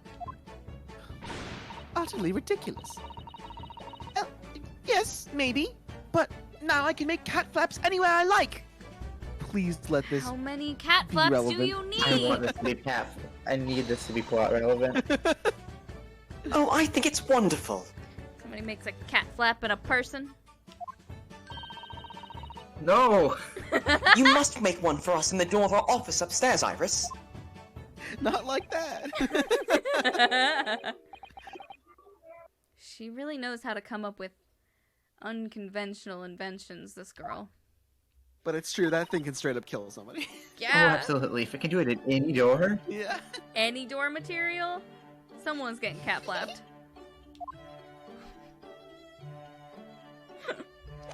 Someone's getting got with you're that so cat cute. flapper. I was more thinking we get like locked in somewhere and like Nah, someone's cat flap. getting someone's getting got. Someone's getting got. Hi, sir. I love how the two sides of the rooms You. wanting to die. Oh my god. This is The a great best comedy screenshot. shot like I've ever seen for Ace Attorney. Yeah, just especially with him in that pose behind it. Uh huh. Beautiful. Yeah, chef's kiss. You seem to be very unhappy this morning, Mr. Sholmes. What's happened? What happened? What happened? It used to be the case, not in my hands. What happened? This violin sung like the dawn chorus. Its melatonin tones would make flowers bloom. It would? But now, the muses are unamused with me. The goddesses of music have thrown me over. Mm-hmm. Whatever do you mean, Mr. Sholmes? For hours I have bowed, for days even.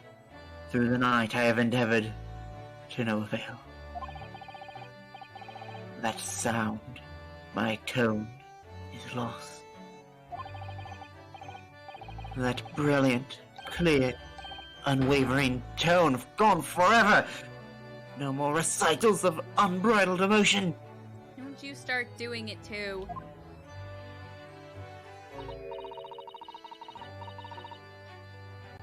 You haven't been practicing much lately, have you, Hurley? No. Don't worry. I'm sure it will come back to you in no time. Heed my words, Mr. Naruhodo. The goddesses of the arts are fickle. One day they bestow genius on a man. The next, they unmercifully withdraw it. Oh. Dear.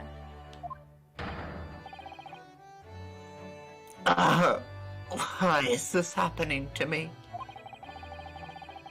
If they take the turn I have for violin from me, what is left? For pity's sake, what is left?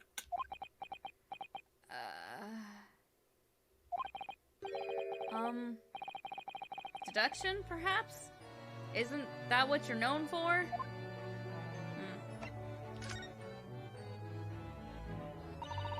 I like that he had to go back to his standard pose before going into the slouch. Mr. Jones, I don't like to pry, but... your desk looks rather empty today. Ah, well done, Miss Sosato. Your observational skills do you credit. I mean, it's kinda hard to miss. Oh no, Mr. Jones. They pale into insignificance when compared to yours. You'd struggle not to notice, wouldn't you?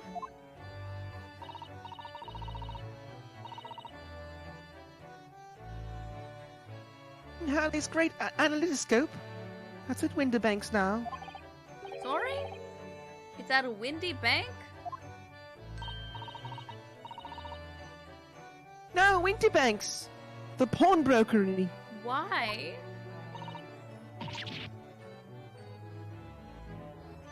What? You mean you've pawned that enormous machine of yours? It has some considerable value, you see. Quite undeservingly.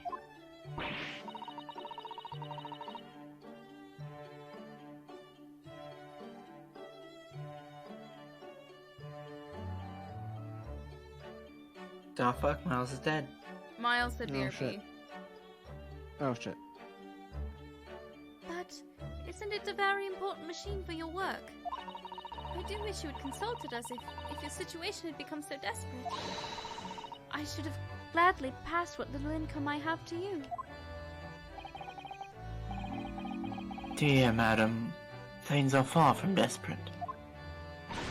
But the pawnbroker has your wonderful machine. How can it be anything but desperate? Making use of a pawnbroker is quite ordinary here in London, I assure you. Is it? It is. It doesn't sound ordinary at all. I'm back. Hi. It would seem that neither of you fully understand how pawnbrokering works. Prawnboking. Prawnboking. Oh, what's to understand exactly? Would you like to tell me how prawnboking works? What did you mean when you said we didn't fully understand how pawnbroking works? No, we gotta commit it to pawnbroking now. To the people of London, pawnbrokeries are akin to banks. What? Hey, In that it's a loan. I understand. On Mondays, merchants relinquish their finest jackets and trappies to the pawnbroker of choice. With the money they receive in return, they are able to trade happily throughout the week. And then on Saturdays they go to recover their things using the money they've earned.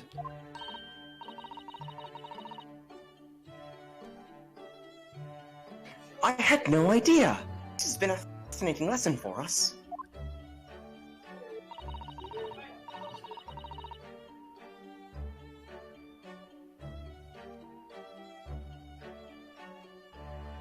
One does it, you see. Especially people in inner London. Sorry. I'm voicing Iris Muscle. And should they have money to spare, they would purchase another fine jacket. Not to wear, obviously, but to pawn should the need arise. Oh, how ingenious!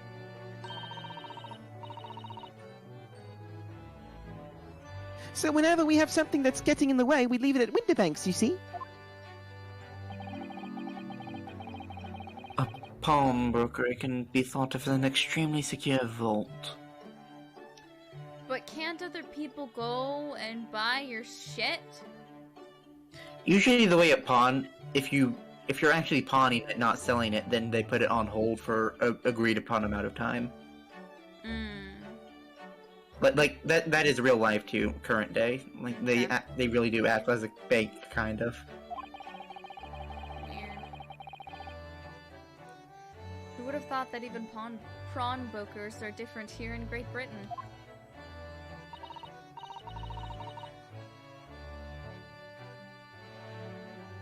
Of course, you have to watch Hurley with it. Sometimes he pawns things he really shouldn't. Don't you, Hurley?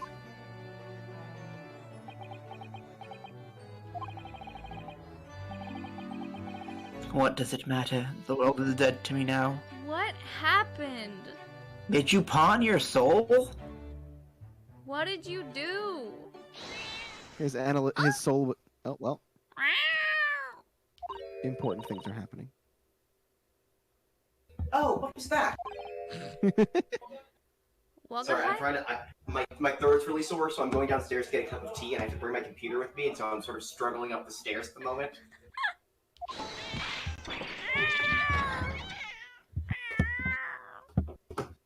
Miles, you're not muted. Oh, you know, the world's, we all make mistakes.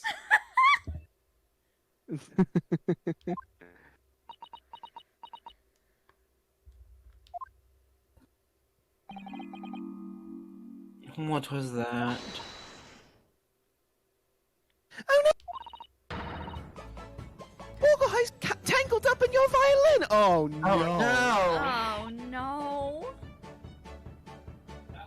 I think he thinks it's a toy. Did you guys know that violin strings used to use cat guts? Yeah. Mm-hmm. Yeah.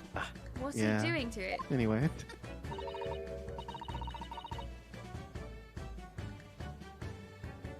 Oh dear, Mrs. Jones's precious violin.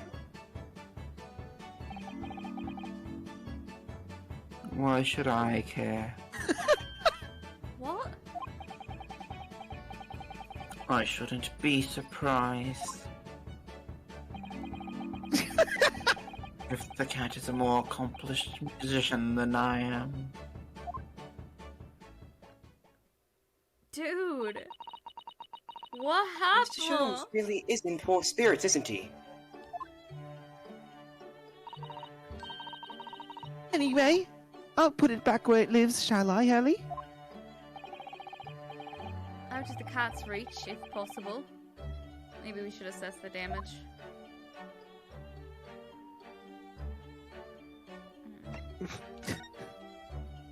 This is tragic.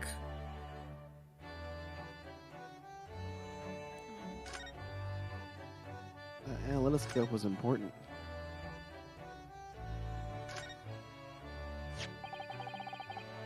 Oh, just one string. Oh. No, the F-hole is also... It did crash. Oh fuck! Oh, that violin's. This violin is dead. Yeah. Beans. Not without some heavy duty fixing. So this is the violin, is it? Oh It's no! a Stradivarius. Oh no! One of the finest violins in the world, made by the renowned Italian luthier. You fuckhole! Antonio Stradivari. Oh, I see. It doesn't really look like anything special to me. Yeah, it's not really that big deal. I happened upon it covered in dust, languishing in a pawn shop down a nondescript back alley. The broker had no idea of its value, so I was able to purchase it for a mere 55 shillings. How honorable of you. And until today, it has been my faithful companion in every great Paganini-inspired performance I have made. Every great panini. Yep. I ask you, is there a reason to live in a world devoid of music? To tolerate this blanched existence? No! There is none. I love how expressive that like hand to the camera sprite is. Like we get so much out of that, and it's been used for so many different things. I think it's brilliant. Yeah. Mr. Sholmes? What, dear madam, what? My thoughts are preoccupied with fancies of release from this dull routine. Well, it's about the violin. It looks very different to normal, don't you think? Hmm? What do you mean, Mr. Sato? Susie! Does our fucking mystery start with a funky violin? Yes. Somebody I love steal it. the violin? Yes!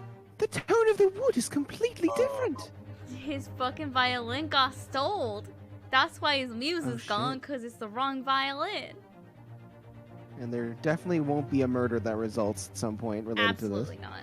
It's just the violin. to this. Mhm. That's not all. That's not all. I'm sure there was no crack here before. Wait, it's not even the right size, is it? Is he trying to play a I viola? thought it looked- Is he trying to I play thought a it looked viola? weirdly big on that chair. Is Oh, that why he's- fucking God. That's why he's. It does. It can't- does look big on that chair, you're That's right. why he can't fucking play Oh it my because God. it's a viola. I fucking love that And though. we didn't I hear almost- we didn't hear any E strings in his shitty playing. Oh We my didn't. God. Oh Look my at us God. music nerds. I love you guys so much. Christ. He's trying to play a viola. a shitty one, no less. What's this? Great deductions.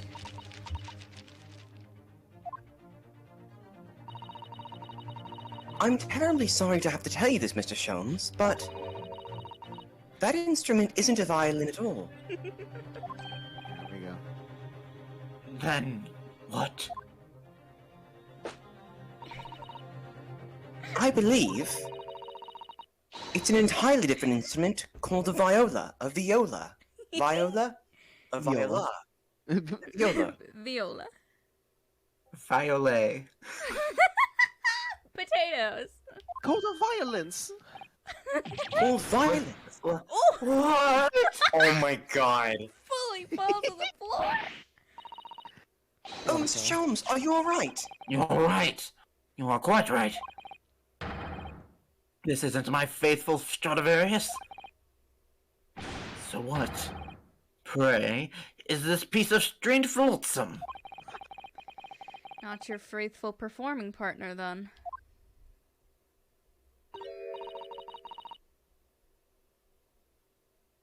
I see what must have happened. Did he pawn his violin and they gave him this shitty viola back? That's very possible.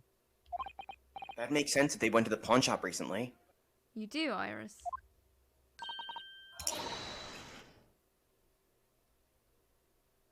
This is just a simple mix-up. It sounds like Iris might be able to tell us exactly what's happened if we ask her.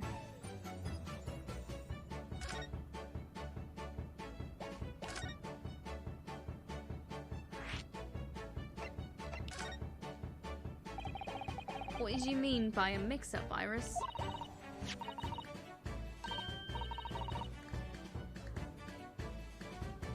Iris? See this Sorry, this viola, I mean.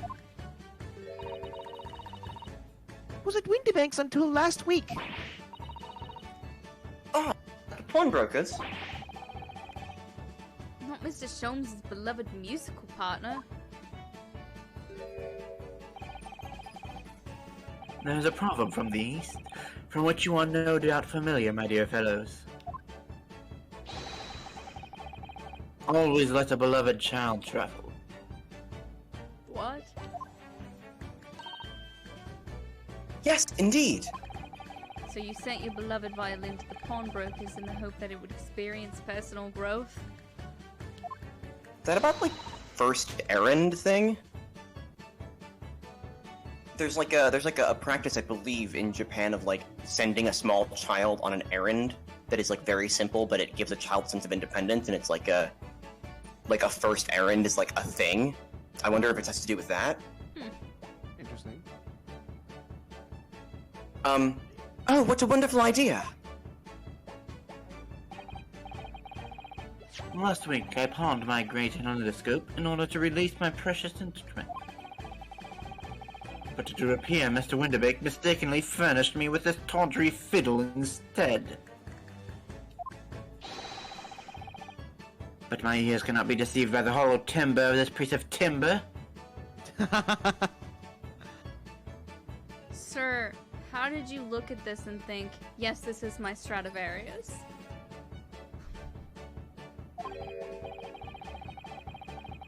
No, but your every sense was deceived by the fact that it just had strings. Pshaw, a fine state of affairs this is. And why I always say, Mr. Naruhodo, never trust a pawnbroker. They'll try to fiddle you every time. But earlier you told us you could think of a pawnbrokery as an extremely secure vault. Were you lying? Come, Mr. Naruhodo. Dilly-dallying will get you nowhere. Sorry? Crunching your toast with that vacant aspect, pressing your coffee so obtusely. Are you not a little embarrassed by your own conduct, considering the urgency with which we all face? Listen, your emergency? Not my emergency. It's my house that's all of our emergencies.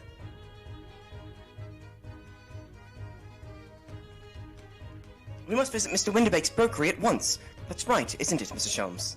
I just want to finish eating my breakfast. Precisely, Mr. Sato. Without a moment's delay. But I haven't finished my bacon and eggs. I want to finish my breakfast. My dear fellow, surely you do not still intend to crunch your bacon with an increasingly vacant aspect, to press your egg ever more obtusely. What do you mean? Right, say no more. Let's go then. Take it to go. Hey, Reno, I'd be happy to heat it up for you again later. You're a darling. Oh, thank you, Iris. As it happens, I'm rather curious to see what a British prawnboker is like.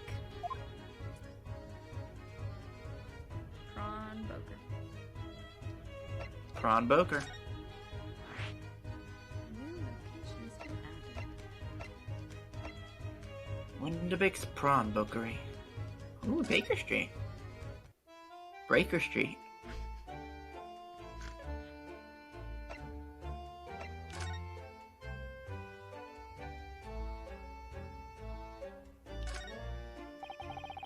Look at all the different things in the windows of this shop. Ah, that's Winterbeck's, the pawn... the... Looks much smarter than a prawnboker in Japan, doesn't it? Yes, you're right. I find pawn shops at home rather inapproachable, personally. It reminds me of tearfully parting with my favorite fountain pen. I felt so miserable. What doesn't kill us makes us stronger, Mr. Naruhodo. Great. Oh, there's another side to the screen. Yes. Or flat. It's already been That's the front door. Yeah. Like we're right there. So Yeah. he's like, okay, that's hysterically close. It's already been 2 months since we started taking lodgings here above Mr. Sholmes' office. Aww. I still can't quite believe it. I never expected things would turn out like this. I know. To actually be sharing accommodations with the world's greatest detective. If I ever find myself before a court of law now, I will have not one regret. I don't know what you're talking about, but I'd be happy to defend you, of course. I can commit a crime! And I can't tell if that's ominous or referencing the fact that, like, Maya has been the defendant, like, a comical number of times. It is very funny reference, but I'm also wondering if they're going, haha, we wouldn't do that again, would we? No. Why would we do that? It's so silly. Susato wouldn't hurt does me, buddy. Does every assistant get put on trial at some point or another? Yeah. Or not put on trial, but like accused of a crime. Yes, because K. K Faraday, yeah. I think so. Probably at some point. Mm-hmm. Yeah. Prawnboker.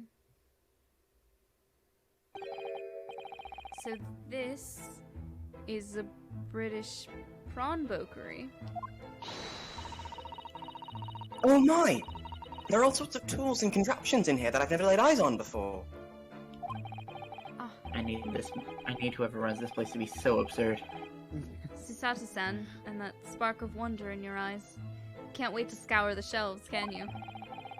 I get the impression you enjoy places like this. Oh yes, I don't know why, but it seems to a lot of things I don't understand is a real thrill for me. It's not so exciting to find. My dear fellows, let us not forget why we are here. Oh, Mr. Sholmes! We are calling on matters of business, not pleasure.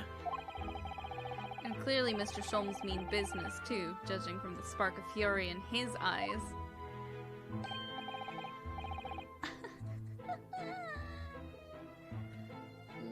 Kumst.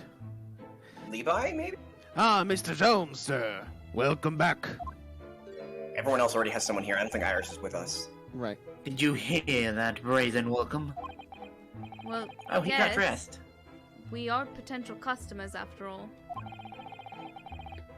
We are disgruntled customers, Mr. Naruhodo, and it is time to inform Mr. Winterbeak of our ire. Come, the fight is afoot. Okay. Oh my god, look at this man. He's kind of adorable. Let me look at your shop real quick. We don't know who's dead yet, and I wonder if it's gonna be him. Or if he's gonna be our defendant. We have to defend Sholmes. What are you doing, my dear fellows? I'm looking. We're not here for the browse for interesting curios. We've come to teach this Boker a lesson. I'm here to browse. Okay, but there are just so many fascinating items. Looks as though we'll have to talk to Mr. Winterbank first before you can explore here, Mr. Sato. Rip. Hi. Naturally, you will recall this, which I retrieved from you some days ago. Yes. This second-rate fiddle is not my faithful instrument, Mr. Winterbank. The color of the wood is different. It has holes in it. It's not even the same size. A wonderful summary of our observations, Mr. Jones.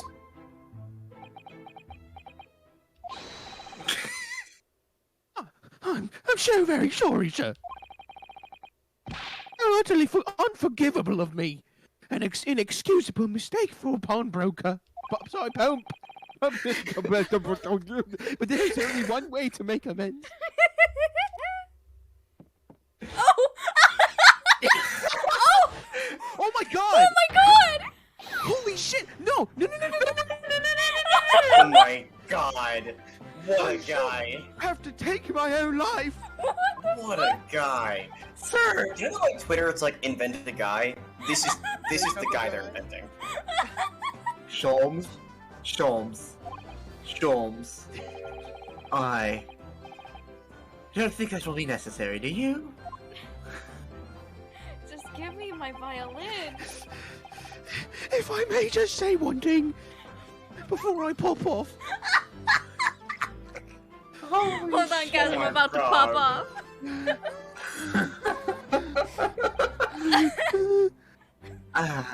Yes. Windibank, are you okay? He won't do, Sir Mr. Holmes, who took it upon himself to remove the item the other day, I believe. Sorry. I'm lightheaded from hyperventilating. As I recall, I entered the storeroom to fetch your violin when I heard, here it is.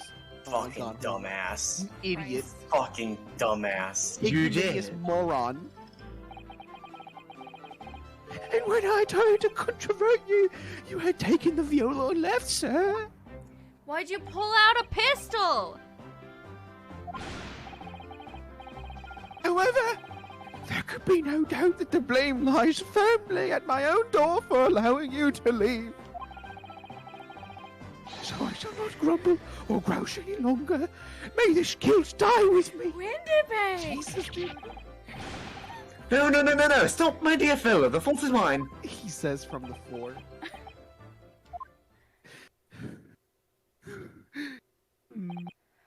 Just back to normal. Just the guy again. Oh my It would god. appear that the fight is over. Oh. I do humbly apologize, Mr. Enderby. Evidently, my questionable disposition precipitated this tragedy.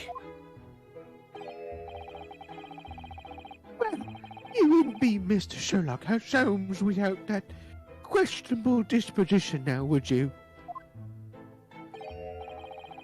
Haha, I do believe you may be right, sir. It's either laugh or cry, I suppose. I like crying better. You are, it must be said, one of my more challenging customers. I needn't remind you of the peculiar collection of items you've brought through my door in the past. Oh, peculiar items. Holmes has got some weird fetish. Yeah, that's exactly what I was thinking. Fucking damn it. In the extreme, for example,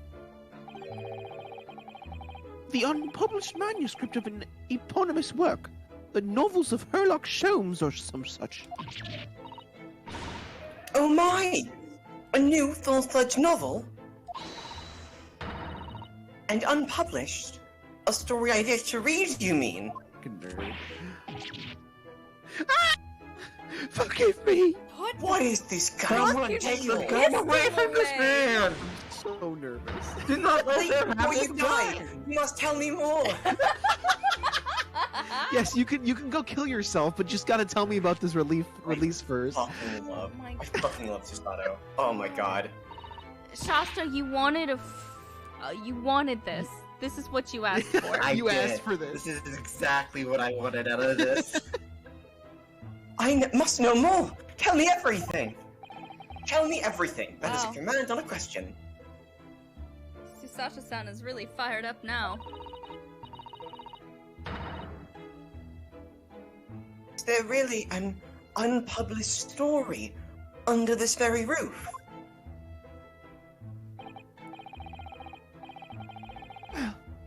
the gentleman here brought in an old metal chest, you see.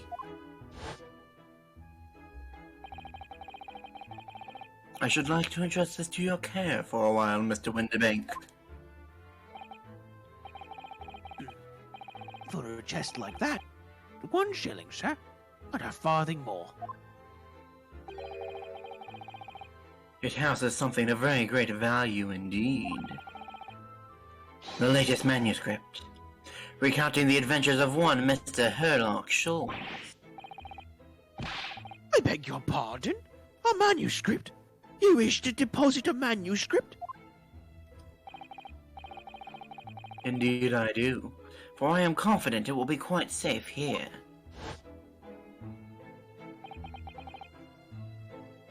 And what's that? As such, Mr. Holmes's latest tale of otherworldly mystery lies dormant in my storeroom. Mr. Sholmes, is that really true? Do I sense that someone doesn't want to talk about this? I continue to pay your fee, do I not? Then kindly continue to store my belongings securely. Something Sholmes doesn't want to talk about? Yeah, right. What a surprise. Like, genuinely, though. Of course, sir, of course. They're safe and sound with me, I assure you. All my life! This is all very strange. Prawnboker. I wonder, could I ask you something? Ah, a gentleman from the east, I see. Yes, that sable suit. I suppose I could offer you 6 pence for it. Without wishing to offend, the tone is somewhat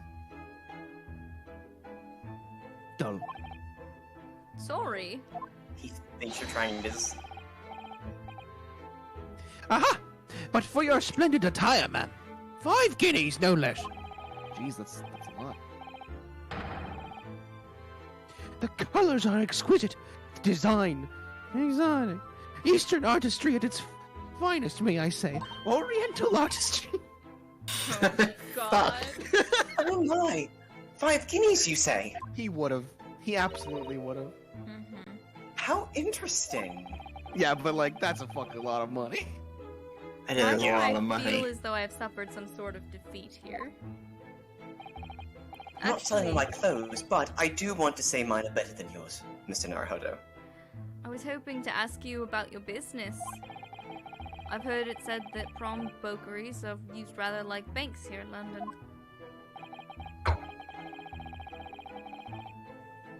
Yes, sir, indeed. One of my many customers utilized the establishment as you describe. I appraised their items and offered them a proportionate loan and 2 months of secure stowage. If in that time they repay the original sum to me plus the agreed interest, their items are happily returned. Happens if they don't pay you the money.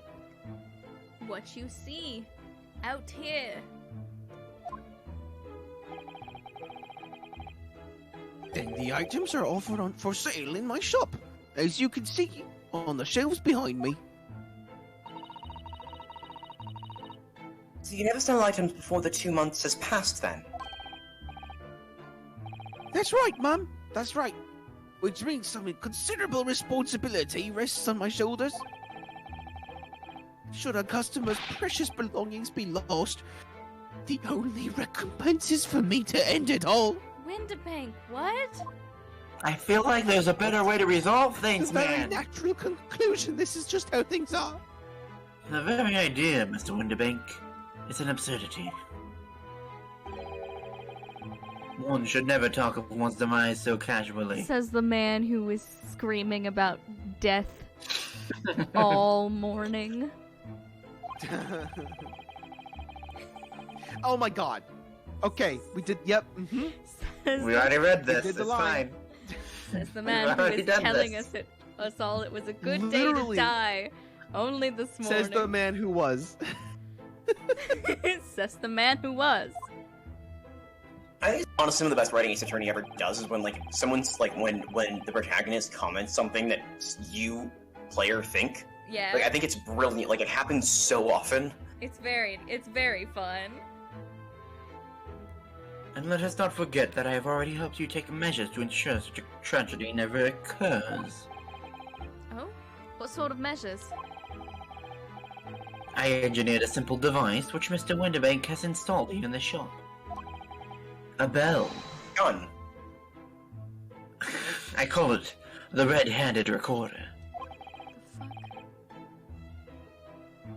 Is that not so, Mr. Winterbank?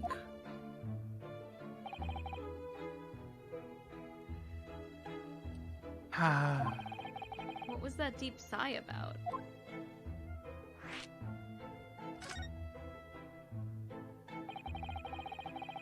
What on earth is a red-handed recorder? Use your eyes, my dear fellow. There are two just below the ceiling.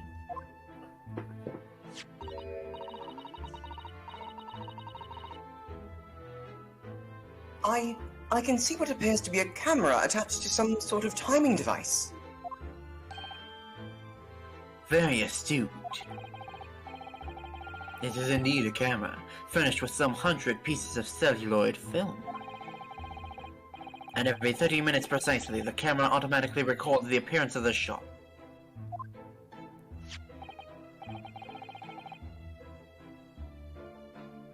Yeah, I have an example I can show you. Winterbank, I don't like your chances. He's starting to sound like, A little bit. It's hard. boy, yeah. Ah, yes, a fine print from the camera set to record the activity at the shop counter. There's a puppy. It's a picture of a puppy. There is? Ah. Just a real dog. Yeah, it's a picture of a real dog. And a special type of film so sensitive it produces a crystal clear image even in darkness. Really? That's extraordinary. Don't ask Iris about it. Okay.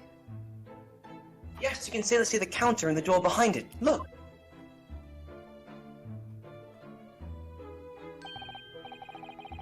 So you see, were someone to enter the premises with ill intent, his identity would be summarily exposed.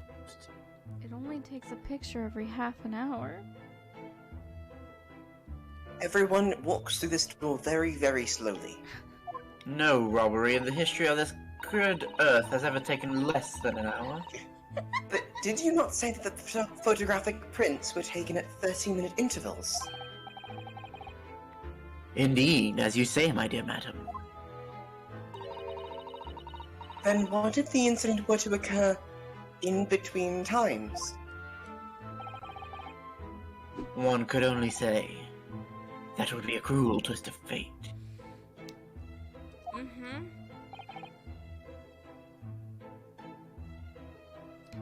Mm-hmm. I must confess your devices have been giving me some cause for distress as of late. I beg your pardon, Mr. Winterbank. Surely they are anything but distressing? Reassuring is the word. It's the cost of the film, sir. You most graciously placed not one but two cameras in my shop after all. Which means I must pay for nigh on 100 utterly useless prints every single day. I'm afraid the cost of the film will break me before I'm very much older.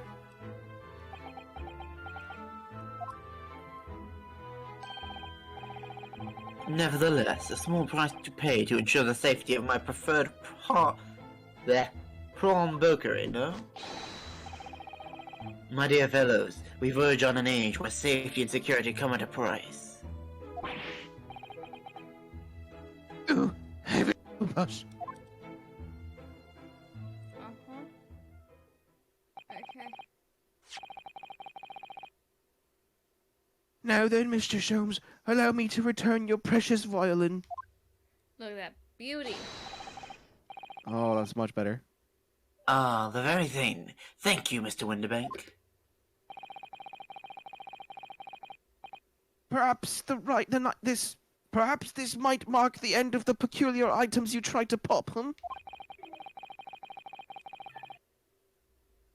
Because if anything were to happen to one of them, this would be the only answer. Dude. I really think you ought to stop waving that gun around. Someone could get hurt. Fear not. You've got your finger on the trigger. Sorry? There's no way it's loaded. I feel like he's gonna have a breakdown in court where he just pulls it 6 times and it's all empty and then collapses. Ooh.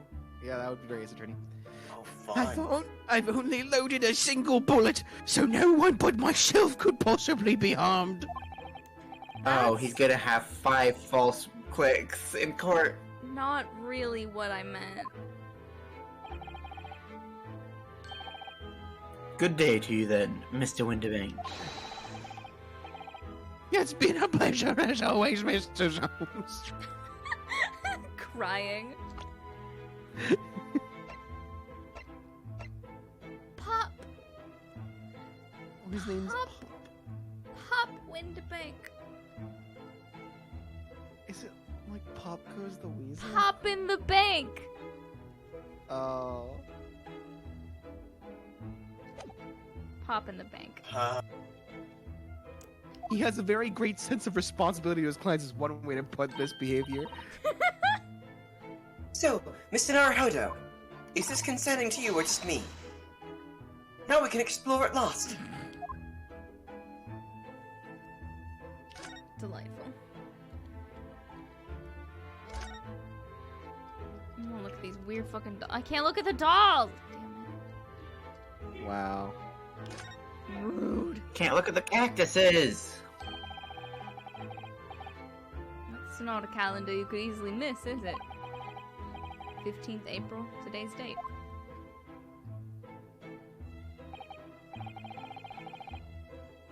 Yes, it's not for sale, I must point out. It is an Eastern-style page-a-day calendar. Every night at midnight, I tear off the front page to reveal the following day's date. That's gonna come up later, isn't it? Mm-hmm. There's a photo that's taken. It'll tell us what day it is, or that he's lying about something. The perfect calendar for a tearaway fellow such as yourself, Mr. Winterbank. Almost what? Christmas means it wasn't Christmas. Right, yeah, it's gonna be one of those. And who was it who walked out of here with the wrong violin before? The wrong instrument entirely. It wasn't even a violin. You walked out with a viola. When the agreed storage period had passed off without repayment, articles are forfeited, you see. So I have to keep a close eye on the date. It's something of a pawnbroker obsession, you might say. Oh yes, I see you're very dedicated to your job. Can't say the occupation for shit though. Fucking bullseye lantern.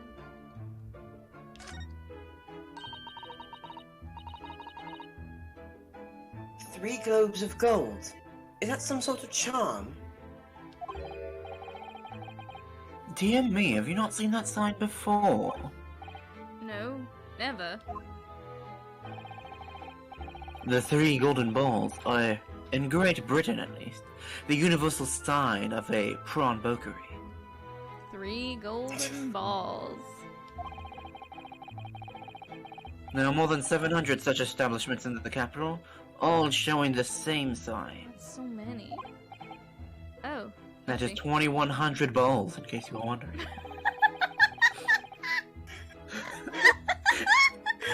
It's gotta be a quote, right? Yeah, oh yeah. There's 2,100 balls. In case you were wondering. Was that in case you were wondering? Yeah. Mm-hmm. Ah, I had not imagined your ignorance was so profound.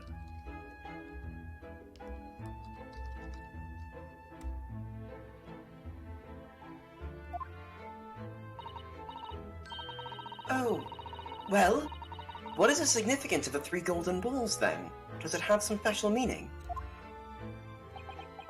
You know, you just got an extra one for fun. That is entirely unimportant here, dear madam. Irrelevant, even. She just wanted to know.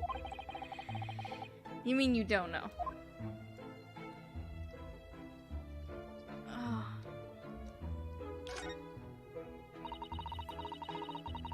What an assortment of things here on these... What an assortment of things there on these shelves here. Things there are on these shelves here. There we go. There we go. Crockery, footwear, clocks, and watches. Almost anything you care to imagine. Crockery. Such a fun word. Those are forfeited items, offered for sale by the Prawnboker. What does that really mean, though? Prawnboker? I have no idea. When you prom, or colloquially, pop an item, Prop. the Boker loans you money against its worth. He stores them for an agreed upon, I accidentally clicked on the page, agreed upon period of time after which the loan must be repaid. If not, he is free to display it in his shop for sale, at a price of his choosing. Oh, yes. Now you've explained it, I'm noticing little price tags on everything. Of course, simply by paying the agreed interest on the loan, one can extend the period of safekeeping. So you may prom that black garb of yours without fear, my dear fellow. My treasured university uniform? Never. It embodies my student spirit. It's absurd. I think you could look at the clock as well. I think that's a clock. It's something. It's not a Now, clock. what do you suppose this rather enormous machine does? I said clock and you went to it, so I it think worked. it's a radio? Oh, is it one of those, like video things? Like an Yeah, I think it's like a flip. Maybe? Those flip thingies. flip, seems to have- flip machine. Yeah, it Thing. seems to have 2 little windows for looking through, though. Allow me to enlighten you, my dear fellows. What you are looking at is a stereoscope. Yeah. Yeah. A stereoscope. Fascinating. Stereoscope. It is aptly named, I assure you. Look through the eyepieces and see for yourself. Oh, are we actually gonna do it? Oh, I should be delighted to. Excuse me a moment while I have a look. Just before you do, there is something I should point out. My dear fellows, in order to see the image properly, stereoscopically, as it were, you will need to be cross-eyed. However, if that is beyond you, it is of little consequence today. It's empty. Oh, then, I'm going to try it.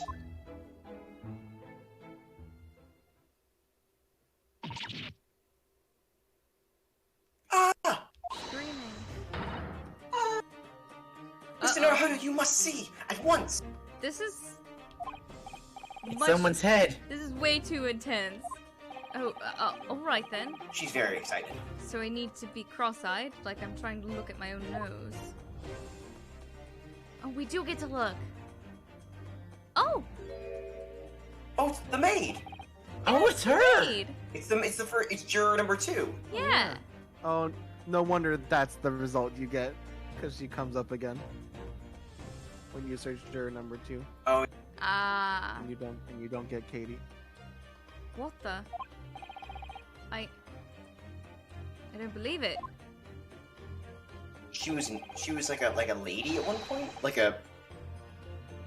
she looks like very well dressed in that photo. Yeah. It's just a photographic print, but it seems like you could reach out and touch it.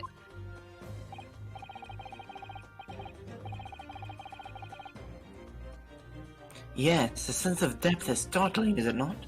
Stereoscopes are one of London's many fads. They are often found in little stalls in the park. People queue for hours to see them. Why? Why are people why? Why are people meddling with such black magic? Susato. It is no magic, my dear madam. It is, well, Your eyeballs. far too complicated to explain at present. We shall save this lesson for another day. Oh. Interesting. There's no way that's important.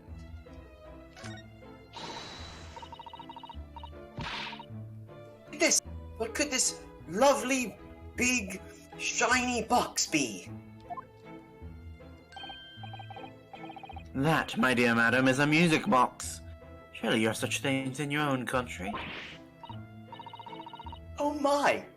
Yes, but I've certainly never seen one so large before.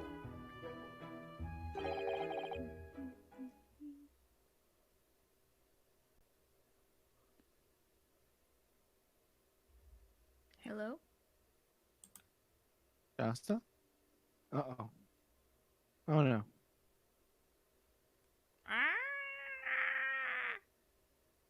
Guess we're not listening to anything. Shasta? Oh my fucking gosh, she's dead! When the bank misfired. Hello? Oh my god. Hello? Hello? Okay. You hear Yeah. us, right? Okay. I just had nothing funny to say. Yeah. It's just really weird because there's no music, so it's so quiet when nobody talks to me. Yeah. I put my microphone closer to the guys outside.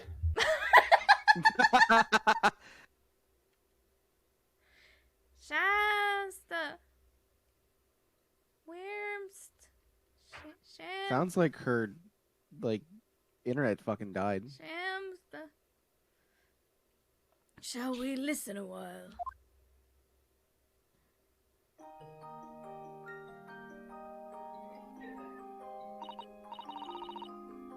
Ah, what a sublime sound.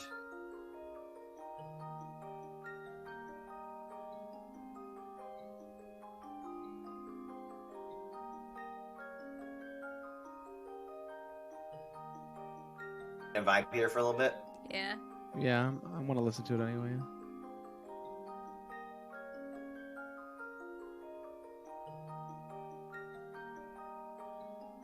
It's very nice. It's like the music of angels. Never heard anything like it before in my life.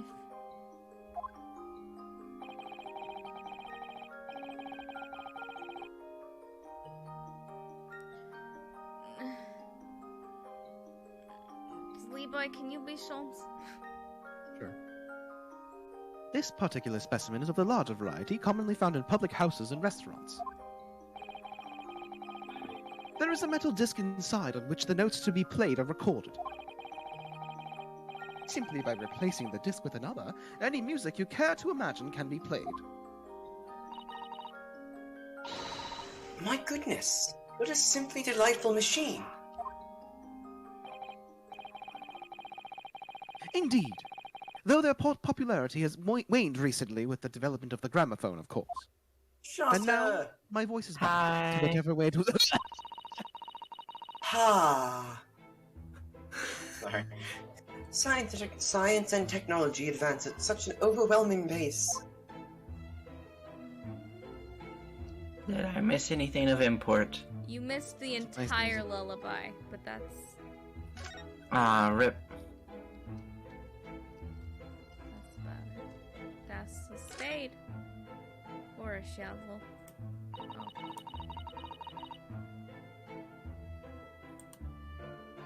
Look at that enormous ledger open on the counter there. Just leaves his fucking pistol out. Mr. Oh, that's you. It's Sholmes now, Shasta. Yeah, it's taking its time to load. Oh, okay. I'm on data because internet didn't come back. Oh no. Oh, bummer. I knew that because there was no portrait and it went from Susada to Sholmes, and I'm like, oh, there's a very good chance. I would have missed it completely. Mr. Winterbank is, if nothing else, very particular about recording the items he accepts. He'd have to be. Otherwise he'd get himself into all sorts of trouble. Which might explain the thing that catches my eye far more than the ledger. This revolver here.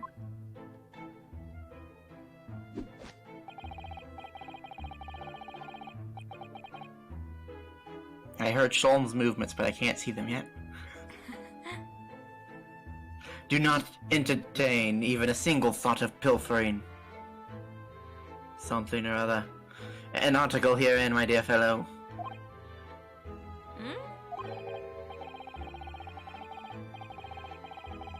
I assure you, Mr. Winterbank will not hesitate to draw that weapon with a speed belying his portly size. Oh, you don't mean he'd...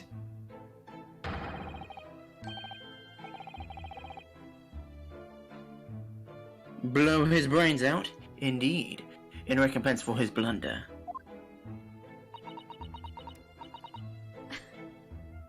Oh my.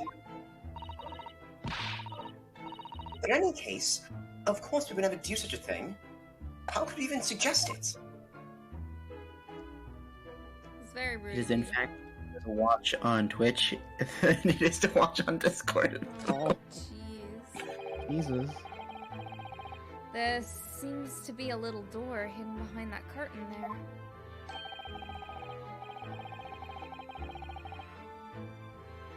That leads to the storage room, where Mr. Winterbank keeps articles that are currently in prawn. I see.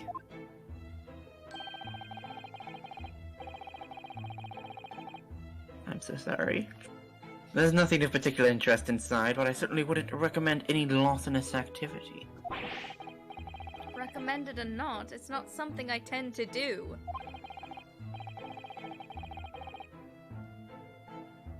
There's but one key, and Mr. Winterbank keeps it in his pocket at all times. Before he sleeps, he places it in a small pot, which he slides under his pillow. What on earth do you know about that, Mr. Sholmes? Cameras. I watch. No. I am a detective, sir. It is my business to know what others do not.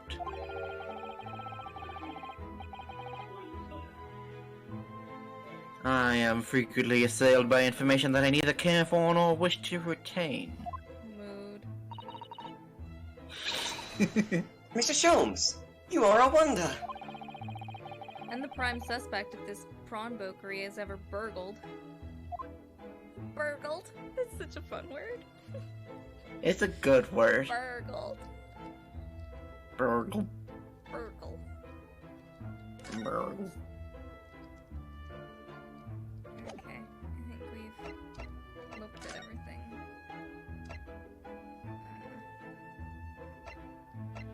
Nyeh. Eh. Nyeh. Yeah.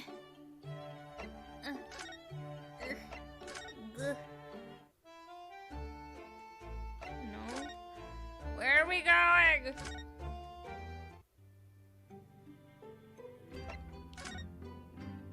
Did we talk to him again when we were inside the place? I couldn't.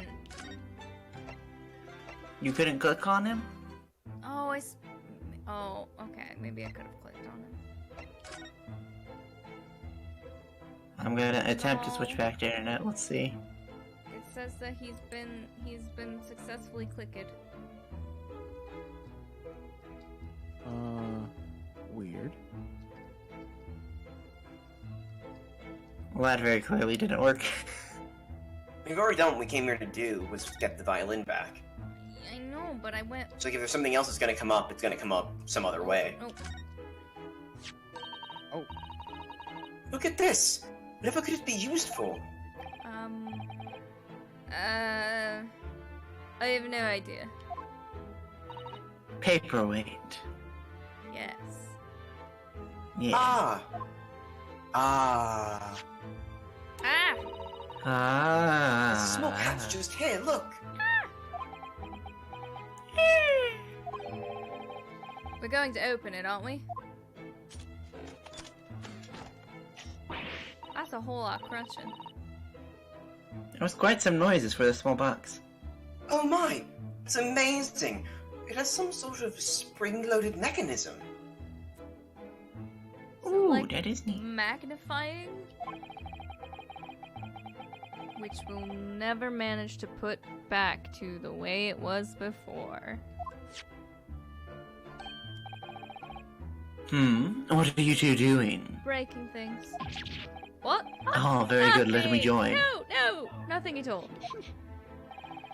Whatever this device is, it seems to have a pair of little windows to look through.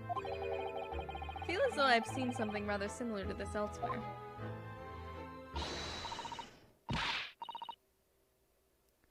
Oh, this is... What? This Only is the tuppence character for Alex it? had. That ain't fair, you know it. The article's barely worth a penny, miss. Oh no, that's you. The article's barely worth a penny, miss. I cannot offer more. Ah, it's Gina. Isn't it? Yeah, it's Gina. Yeah. Sounds like there's an argument brewing over by the counter. Come on, that can't be right. Have you had proper butchers at it? I've seen all I need to see, young girl. Gotta go higher. Wait, don't we know? I'm sure I recognize her. Oh, yes! It's the young lady from Mr. McGilded's trial 2 months ago.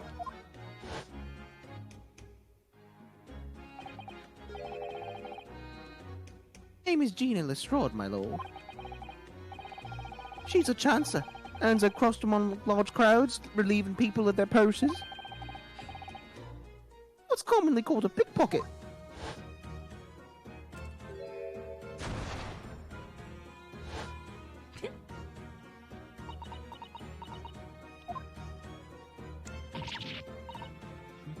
Gordon Bennett, you lot!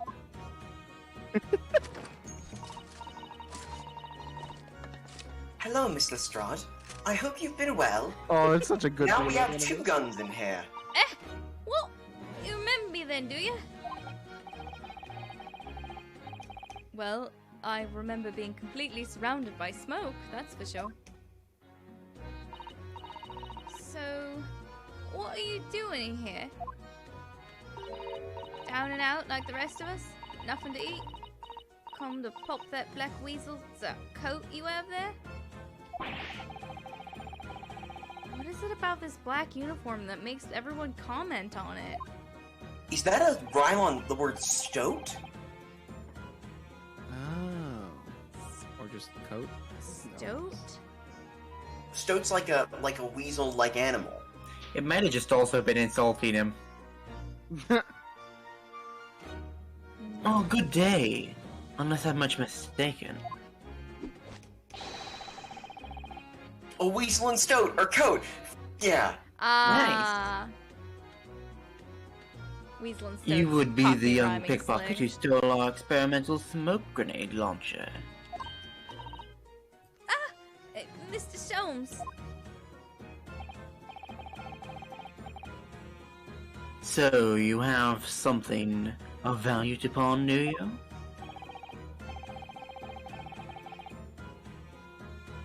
Allow me to see the article, and I shall negotiate with Mr. Winterbank on your behalf. Well, the other one. I don't need no help from some stuck-up D. Get out of my business. Go on or I'll make trouble for you.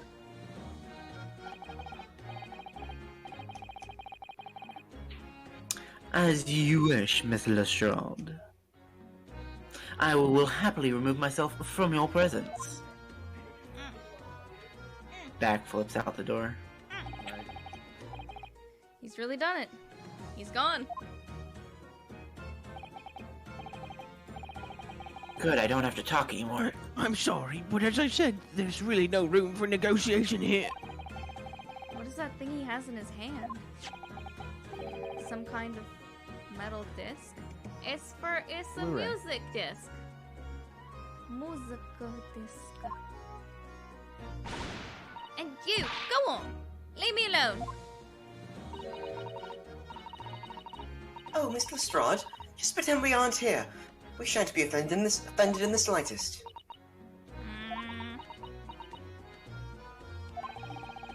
Susato-san can really stand her ground when she wants to. Whatever.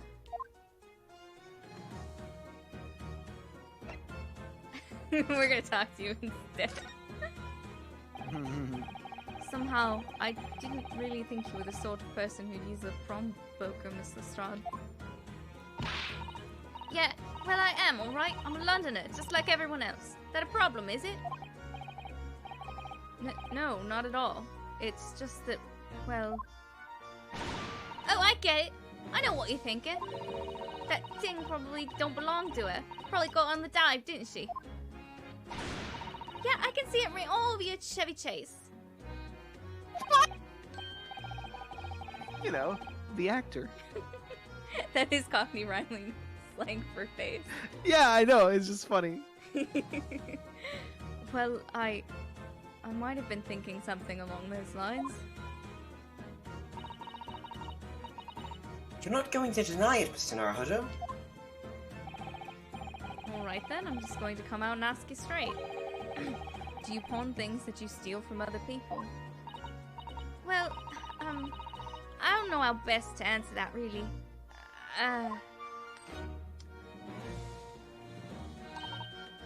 Suppose... sometimes. You're not going to deny it either, Mr. Lestrade. But not this time, alright? I swear! That thing belongs to me!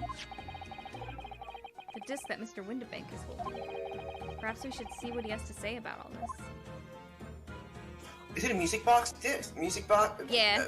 Yes, yeah, that's what I said earlier. Sorry, I've been Googling what the fuck Gordon Bennett means. Yeah, no, as soon as it popped up, I said, that's the thing for the music box, the disc, it's a music disc. Turns out there were two different guys named Gordon Bennett, and they don't know which one the phrase is about.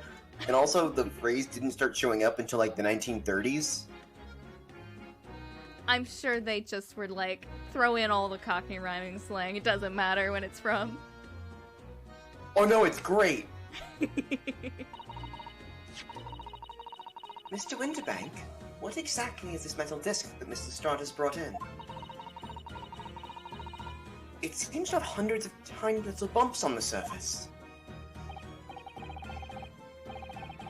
Ah, this music disc, you see. For use inside a music box. In a music box? What? You don't even know what a music box is?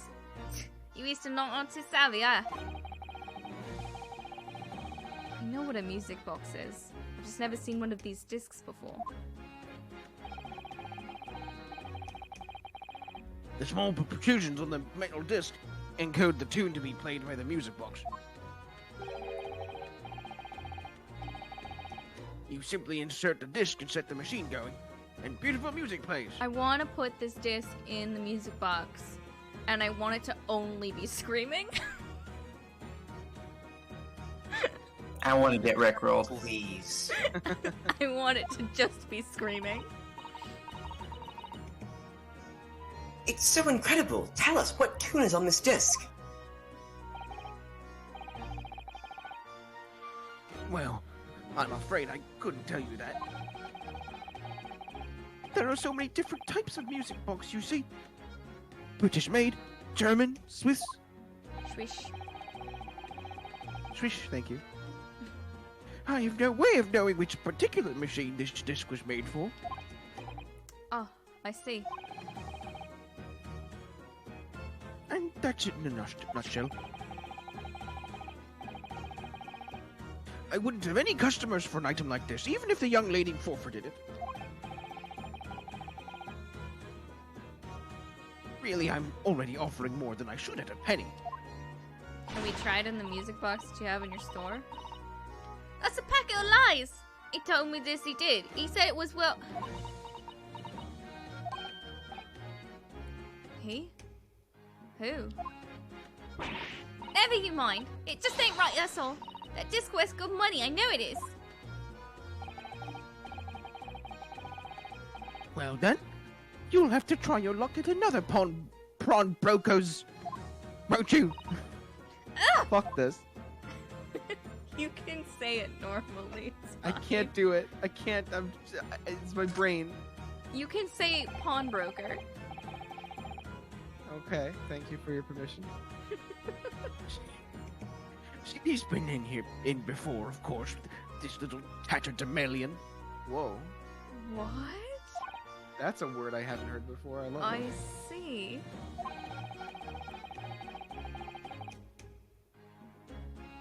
And brought some dubious article or other with her every single time, I might add. Dubious? What are you trying to say? I'm an honest customer, me.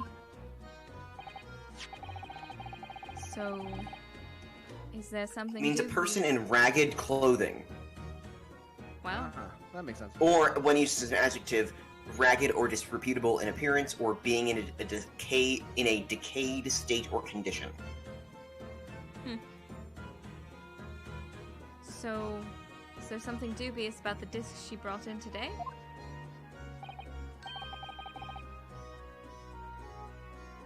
Well, if only it were that simple. Sorry? What do you mean? What she actually brought in was a storage ticket. Ah, a storage ticket. So... Miss Lestrade has actually come to redeem an article from you today. Redeem an article from you today, is that right? Yeah, that's right. A girl like me has a lot of stuff what needs storing. Alright, yes, that's definitely dubious. The article in question would have been forfeited at midnight tonight.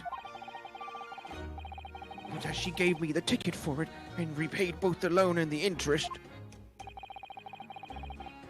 I was obliged to return the article to her. But what was the article? Do tell us, Mr. Winterbank. Little scamp was wearing it, ma'am.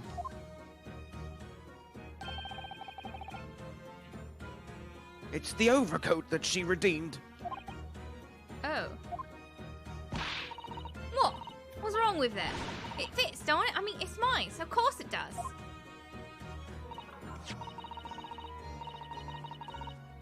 So what about the disc then? How does that come into all of this? Ah, the disc is something else. A new article to pawn if the girl and I can agree on a price.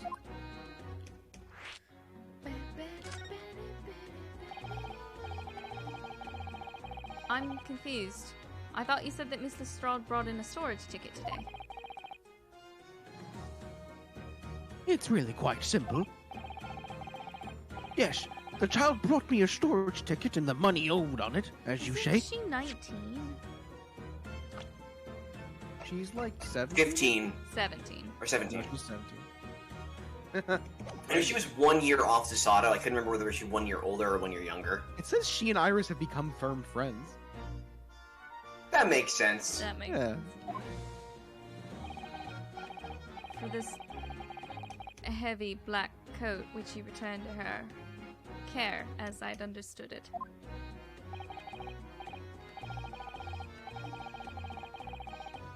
That's right, yes.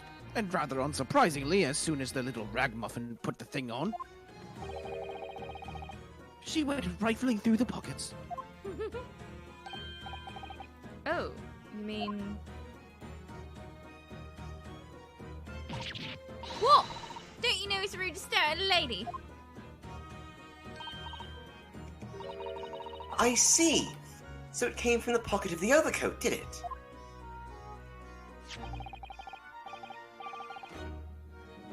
If you mean this disc, then yes, exactly, man. Gina, what the fuck are you doing? And she immediately tried to pawn it. For quite a high price as well. This is all rather suspicious, I think. Give it up! Where the fuck are we getting the hound to Baskerville? I'm just trying to pull Right? something like anyone else would. Miss Lestrade, may I ask who deposited the overcoat here in the first place? Well, me... It doesn't really appear to be your size. Me old man! It's me old man saying it! Is Miss Lestrade? Yes, this is definitely all rather suspicious.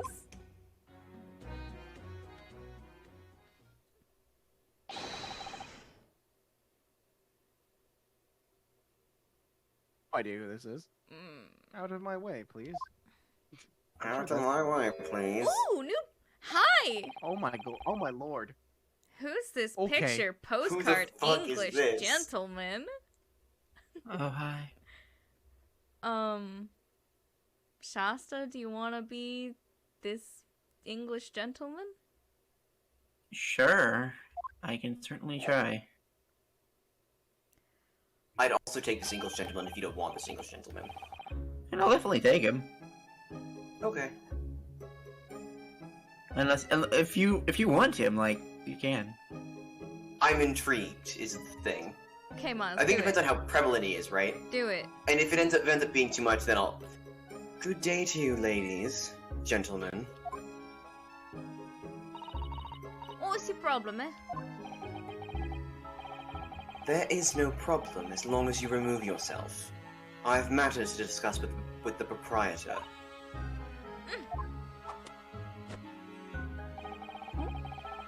And if you intend to make a problem of it, I shall see you outside, little girl, for the hiding you deserve.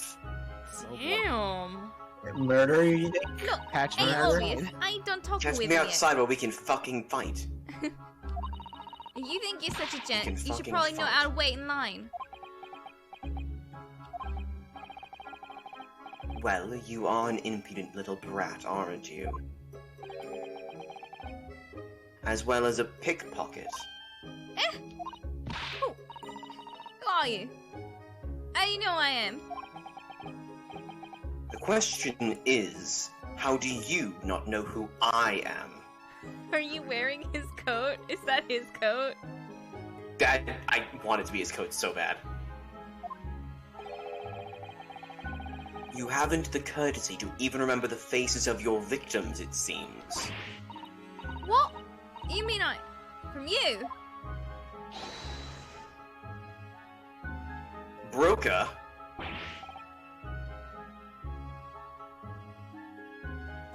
Yes, sir. She took the ticket off off of him, and this is his coat. And maybe stole the money from him too? I believe this filthy pocket thief has just redeemed an article from you, no?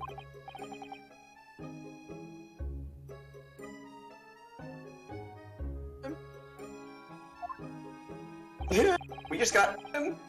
Ah, The article in question belongs to me. I demand for it to be returned at once. Oh my! No, that's a lie. What are you trying to pull? Give me back my overcoat, you wastrel, and needless to say... my music box discs, too. ah. No, I am also into the emphatic gesturing. you can't have it.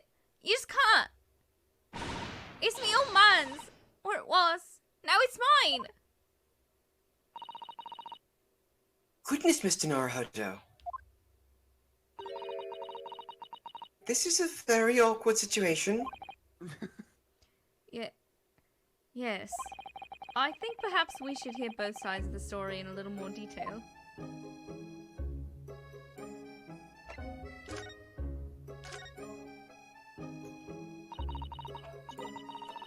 Miss Lestrade, what the gentleman is saying... What do you think? It's all lies, ain't it? Obviously. I swear on my life, I ain't never laid eyes on that dandy before.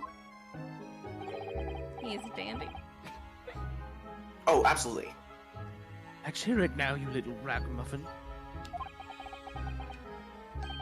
You stole it, didn't you? The ticket you brought in here just now? No, I swear it. I swear to God. Yeah.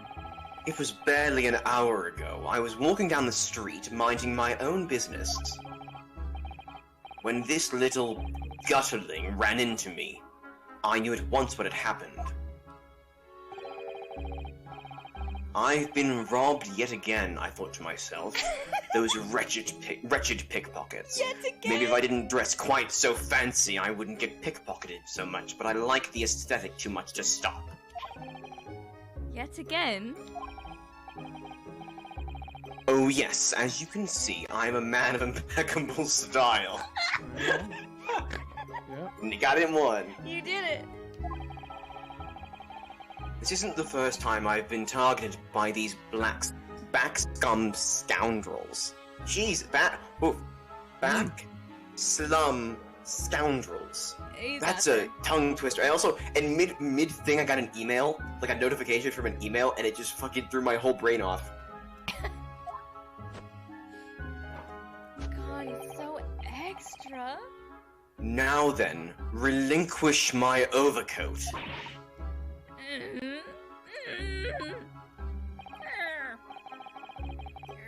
Come along now, Miss Lestrade. Give the good gentleman his coat back. If you're going to cause trouble, I shall have no choice but to call the police. I'm going to call your Police. dad. Hold on. Why does everyone think it's me? Just look at this dandy cove. And you think I'm the dodgy one?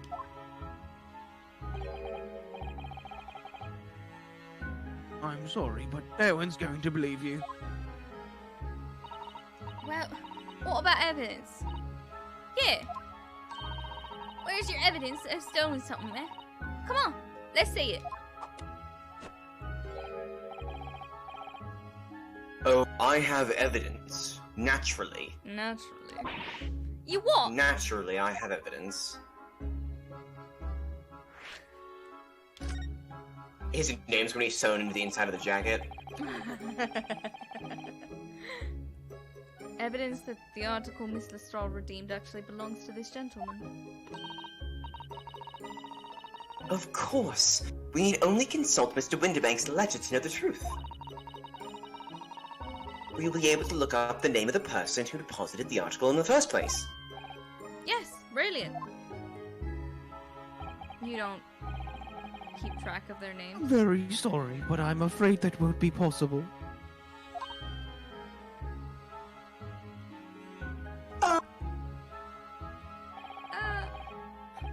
I never ask customers' names. That's a strict policy of mine. What? But Okay. why not? Well, now, as you can imagine, some of my customers have circumstances to consider. A great many of them prefer to maintain their anonymity. Anonymity, apparently. Anonymity. Anonymity. Yes, I see. Yep. Then how can you know if an article belongs to the person asking to redeem it? He only goes by the ticket. Oh, it's quite simple. You got the ticket, you got the item. He's adorable. Good, sir. Might I trouble you for the watchword associated with the article in question? Of course. It's... Professor.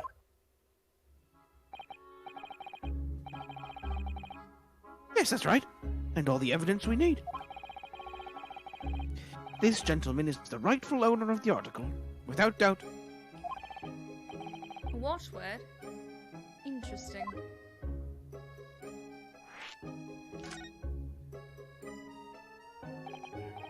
So, about these watchwords, Mr. Winterbank.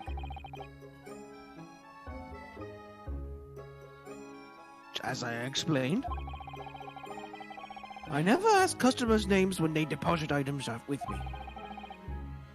There are many reasons why certain customers would like to keep their activities secret. Sure. Hi, Sholmes. The watchword is cryptocurrency. Oh my god. It's very good, Nat. That wasn't exactly a subtle glance at Mr. Sholmes now, was it? He's got a weird fetish, I'm telling you. Great detectives have no dark secrets, none at all. That's not how this works, Susato. Yes, well, anyway, that's why I always ask for a watchword whenever I accept a new article. In many ways, it's like the secret combination of numbers used to unlock a vault. If you Like- didn't think... Like a password. A passcode. Winterbank, if you didn't think this coat was Gina's, why didn't you ask her for the watchword?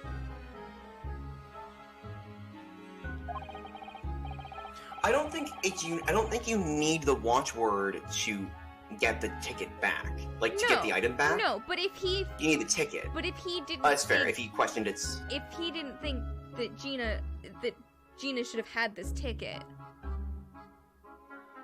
I don't know.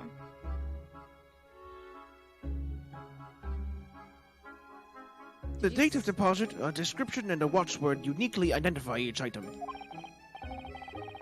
And of course, then I give the storage ticket to the customer. When someone comes to redeem something, I ask for the ticket and the watchword. Okay, then Gina also knew the watchword.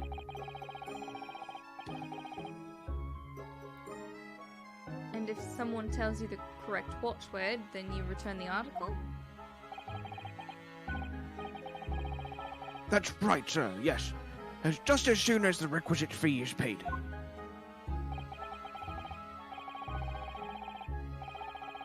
And I have supplied you with the information you require already. But for the avoidance of doubt, the article in question is an overcoat deposited 2 months ago on 15th February. With a watchword of Professor. Am I a professor? Is that my deal? All perfectly correct information, sir. But, ow! Really, this is beyond a joke now. There is no further room for doubt. But she paid the fee, had the ticket, and knew the watchword. Ugh. Something fishy's going on. Are they related? They do have... They have the exact same hair color. And, like... I could see, like, if Gina's actually, like, the child of, like, some, like, famous, or, like, is from, like, a fairly, like, wealthy family, but, like, ran away. And that actually is her dad's coat, but it's also this guy's dad's coat. That's my crack theory. Yeah. Interesting. Excuse me, but who are you?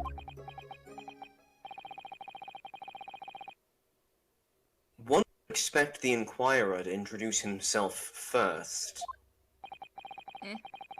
Though clearly you are not British, so perhaps our ways are foreign to you. Oh, sorry. Yes, we're from the Empire of Japan. We're studying here. Oh yes, Japan. I've heard talk of the place. What the fuck? Alright. Its inhabitants live on some fiery brown-colored soup dressed up with spices. What? Sir? You might be thinking of somewhere else. What was that theatrical gesticulation about? Is he a theater professor? Perhaps. Anyway, if you are a gentleman, sir, you offer your own name first before inquiring after the name of another. this man associated with that other dude that we saw fighting someone outside Saseki's house? Oh my god, wait. Yeah, wait, holy shit. We haven't come back to those guys yet. Are we getting into like theater drama? I'd be down. Absolutely. Of course, yes. I'm Rinosuke Naruhodo. I'm a lawyer. Well, a student of law, really. My name is Sato Mikotoba. I'm Mr. Naruhodo's assistant. I see. And you are... My name is Benedict. Yes, Eggert Benedict. Are you fucking kidding me? You're such a liar! He's lying! Listen, He's this is fucking Ace Attorney. That could be this man's legal name. This man This is man's lying. Christian name. This man is lying. He's calling himself Eggs Benedict. He's a liar. Oh. He did have the right pause of, my name is Benedict. Eggert Benedict. Like thinking of what he had for breakfast this morning. Yes. Absolutely. I believe no, it's his not actual name. Egbert. Eggert. Eggy. Eggert Benedict. John Egbert Benedict. I'm sorry. Go on. No. He's so refined in how he holds himself and how he speaks, but that name is... Oh, okay. Suspicious. Okay, please be fake. I want this guy to have a cooler name than that. Is this gonna be actual? This could be actual Lestrade. I don't know. Right. Interesting. He does look like Gina. Yeah. So the fact that he's given himself Egbert Allen A fake Poe, name. Natalie. Do there? Oh no. Natalie. Well, he could be our Moriarty. Does he have the same Send her to the block. eye color as No, Gina? Gina's eyes are darker. Okay.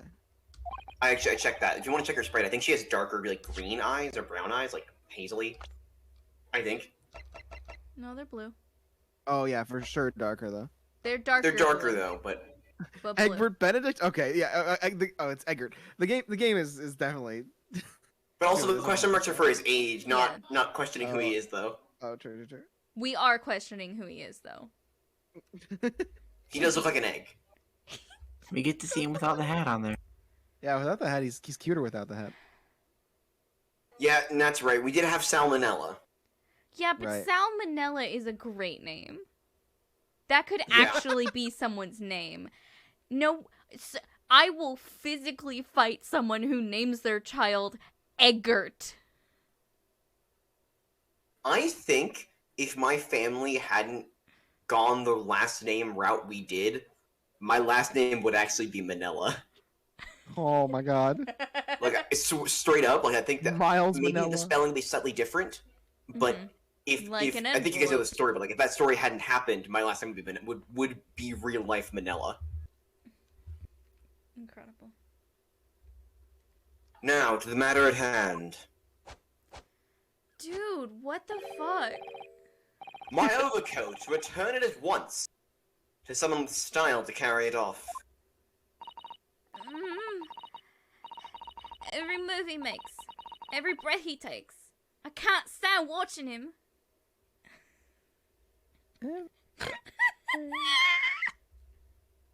Is Eggert putting on a fake accent? They really did just do the song there, huh? Every breath you take. I can't stand watching him. I can watch him.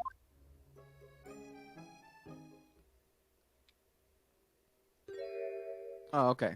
That's He not looked your better coat. without it. That's not your coat. You're a fucking liar. So let that be an end to the matter.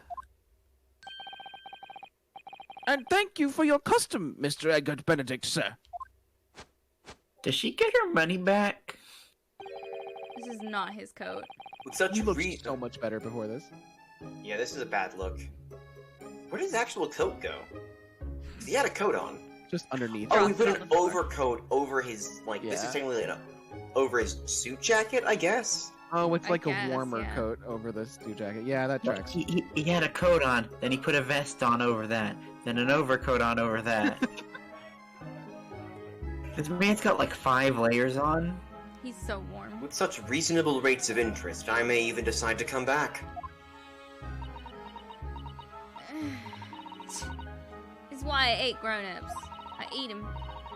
Just because I'm a diver, everything that makes me a liar.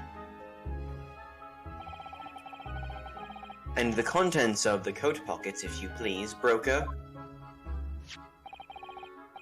How much you want to bet for something really secret and valuable on that disc, which is why he wants it? Absolutely. Well, of course. Just I screaming. kind of wish Alex was here to do the bailiff voice for Windibank.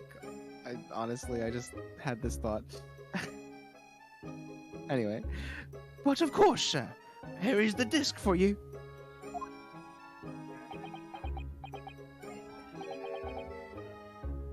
Just this one. oh boy. Pardon, sir?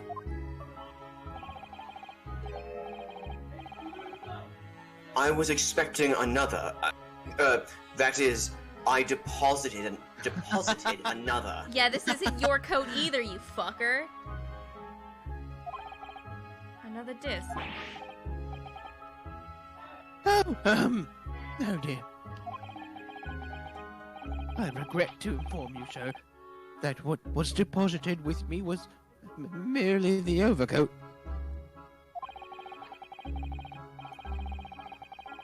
The disc happened to be in one of the pockets, but I was completely unaware of it until now.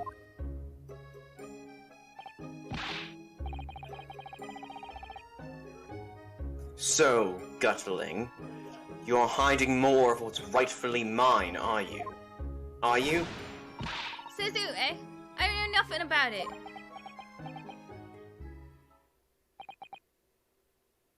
Very well.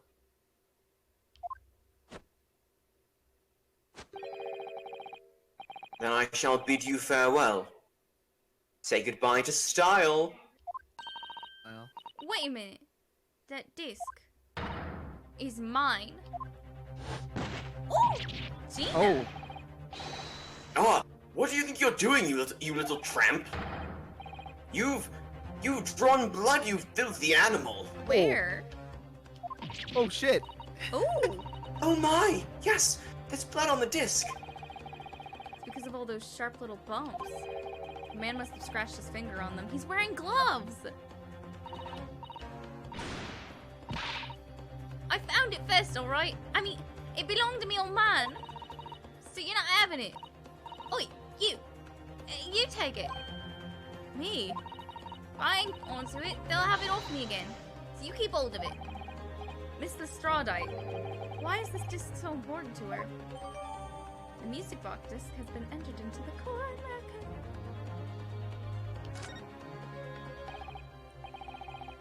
You there, in the black livery? Livery. Livery. Hand that disc to me at once, please. Oh my god, are they gonna give us a decision? Fucking screaming! Someone just got fucking murdered! No! Oh my god. Don't! He's lying! Grown-ups are all liars. What do I do now? How am I going to resolve this? Leave. Honestly, though? Can you? I wonder if it'll let me leave.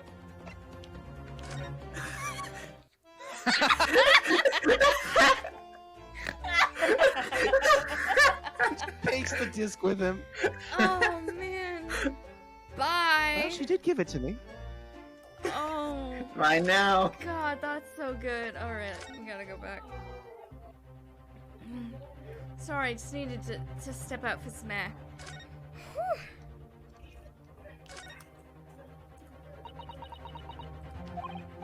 Wow, Miss Lestrada's really looking daggers at that mysterious gentleman. We need to do something to calm things down before she loses control and attacks him again.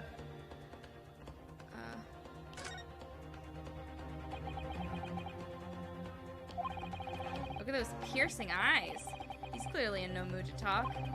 We have to do something quickly before this mysterious gentleman leaves to fetch the police or something. Can you pan and Can you put in the music thing? No, but if you yeah. I think this is the only reason they put this in the game.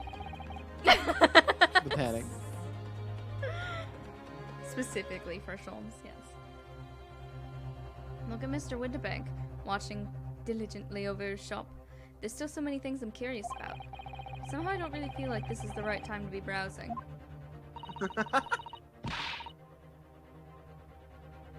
Calming this front situation must be our first priority.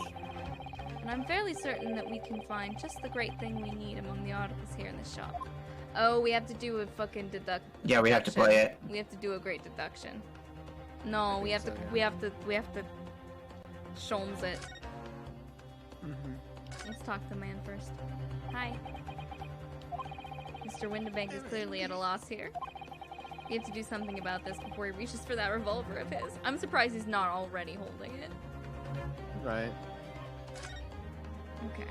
I'm gonna click on this man, and then I think it's He's been overtime. just staring at that thing this whole time. Mr. Sholmes, what are you examining with such keen interest there? As you enjoy a bar of caramel, I see. What? Are you okay?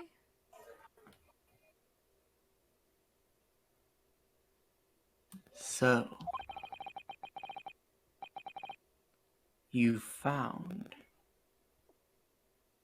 me at last, Mr. Naruhodo. Sorry?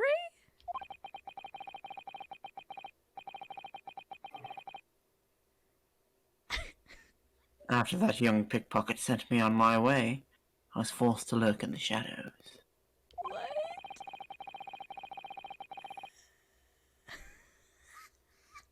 Cruelly ostracized as the rest of you partook in the jovial atmosphere of fellowship.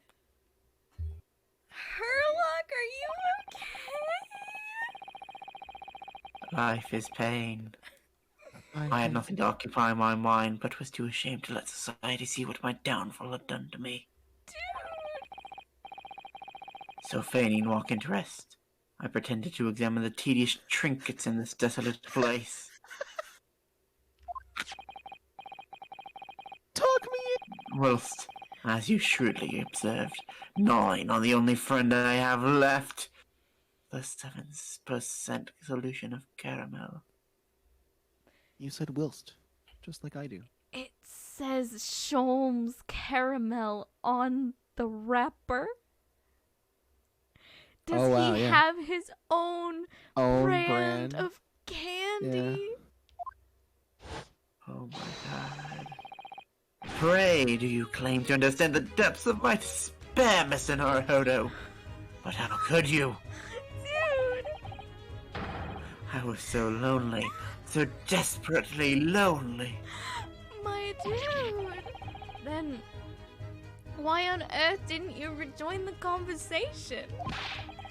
Things have gone from bad to worse here, you know? Oh, no.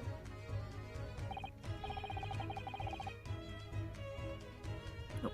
Come on. Yes, I overheard much of your conversation. Or rather, in my craving for human contact, my ears devoured every word that was uttered. Dude, you really were sad, weren't you? This man, oh boy, this man. Oh, Mr. Sholmes, I feel simply awful for you. Oh my god. Susato. It would seem that my inferences are correct. Oh, surely you're not about to tell us that you've solved the entire case once again. I assure you he's not. Indeed I You am. tell us, he won't be right. My dear madam, sometimes I wonder.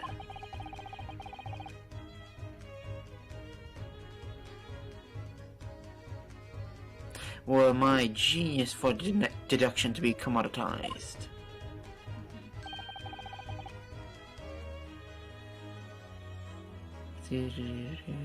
How much could I pawn it for?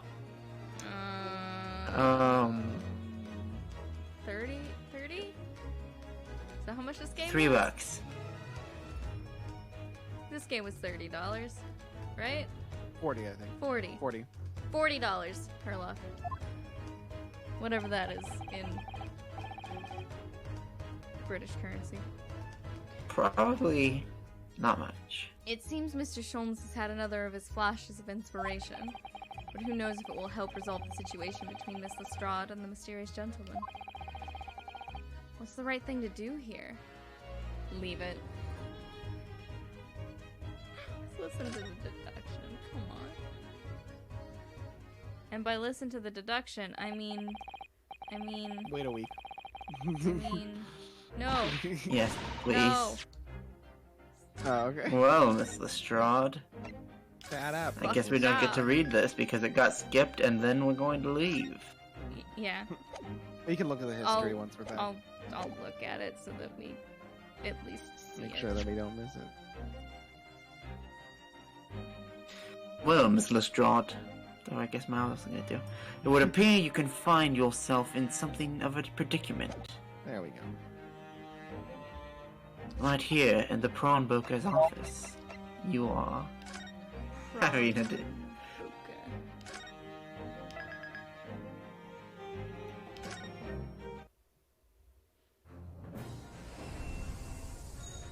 Excellent. Yay. Well, thank you guys for joining me tonight. A pleasure as always. Next week we will figure out what Sholmes's great deduction was and how 100% correct he is on all fronts, as he always is. But that'll be it for tonight. We'll be back on Sunday. I believe we are going to finish Ultra Despair Girls. So look forward to that. And then Tuesday, we'll actually be starting Doom 2016. So yeah, that's it for me tonight though, folks. I hope to see you again next time. Have a good night, everybody. Goodbye. Good night. Good night, everyone. Bye.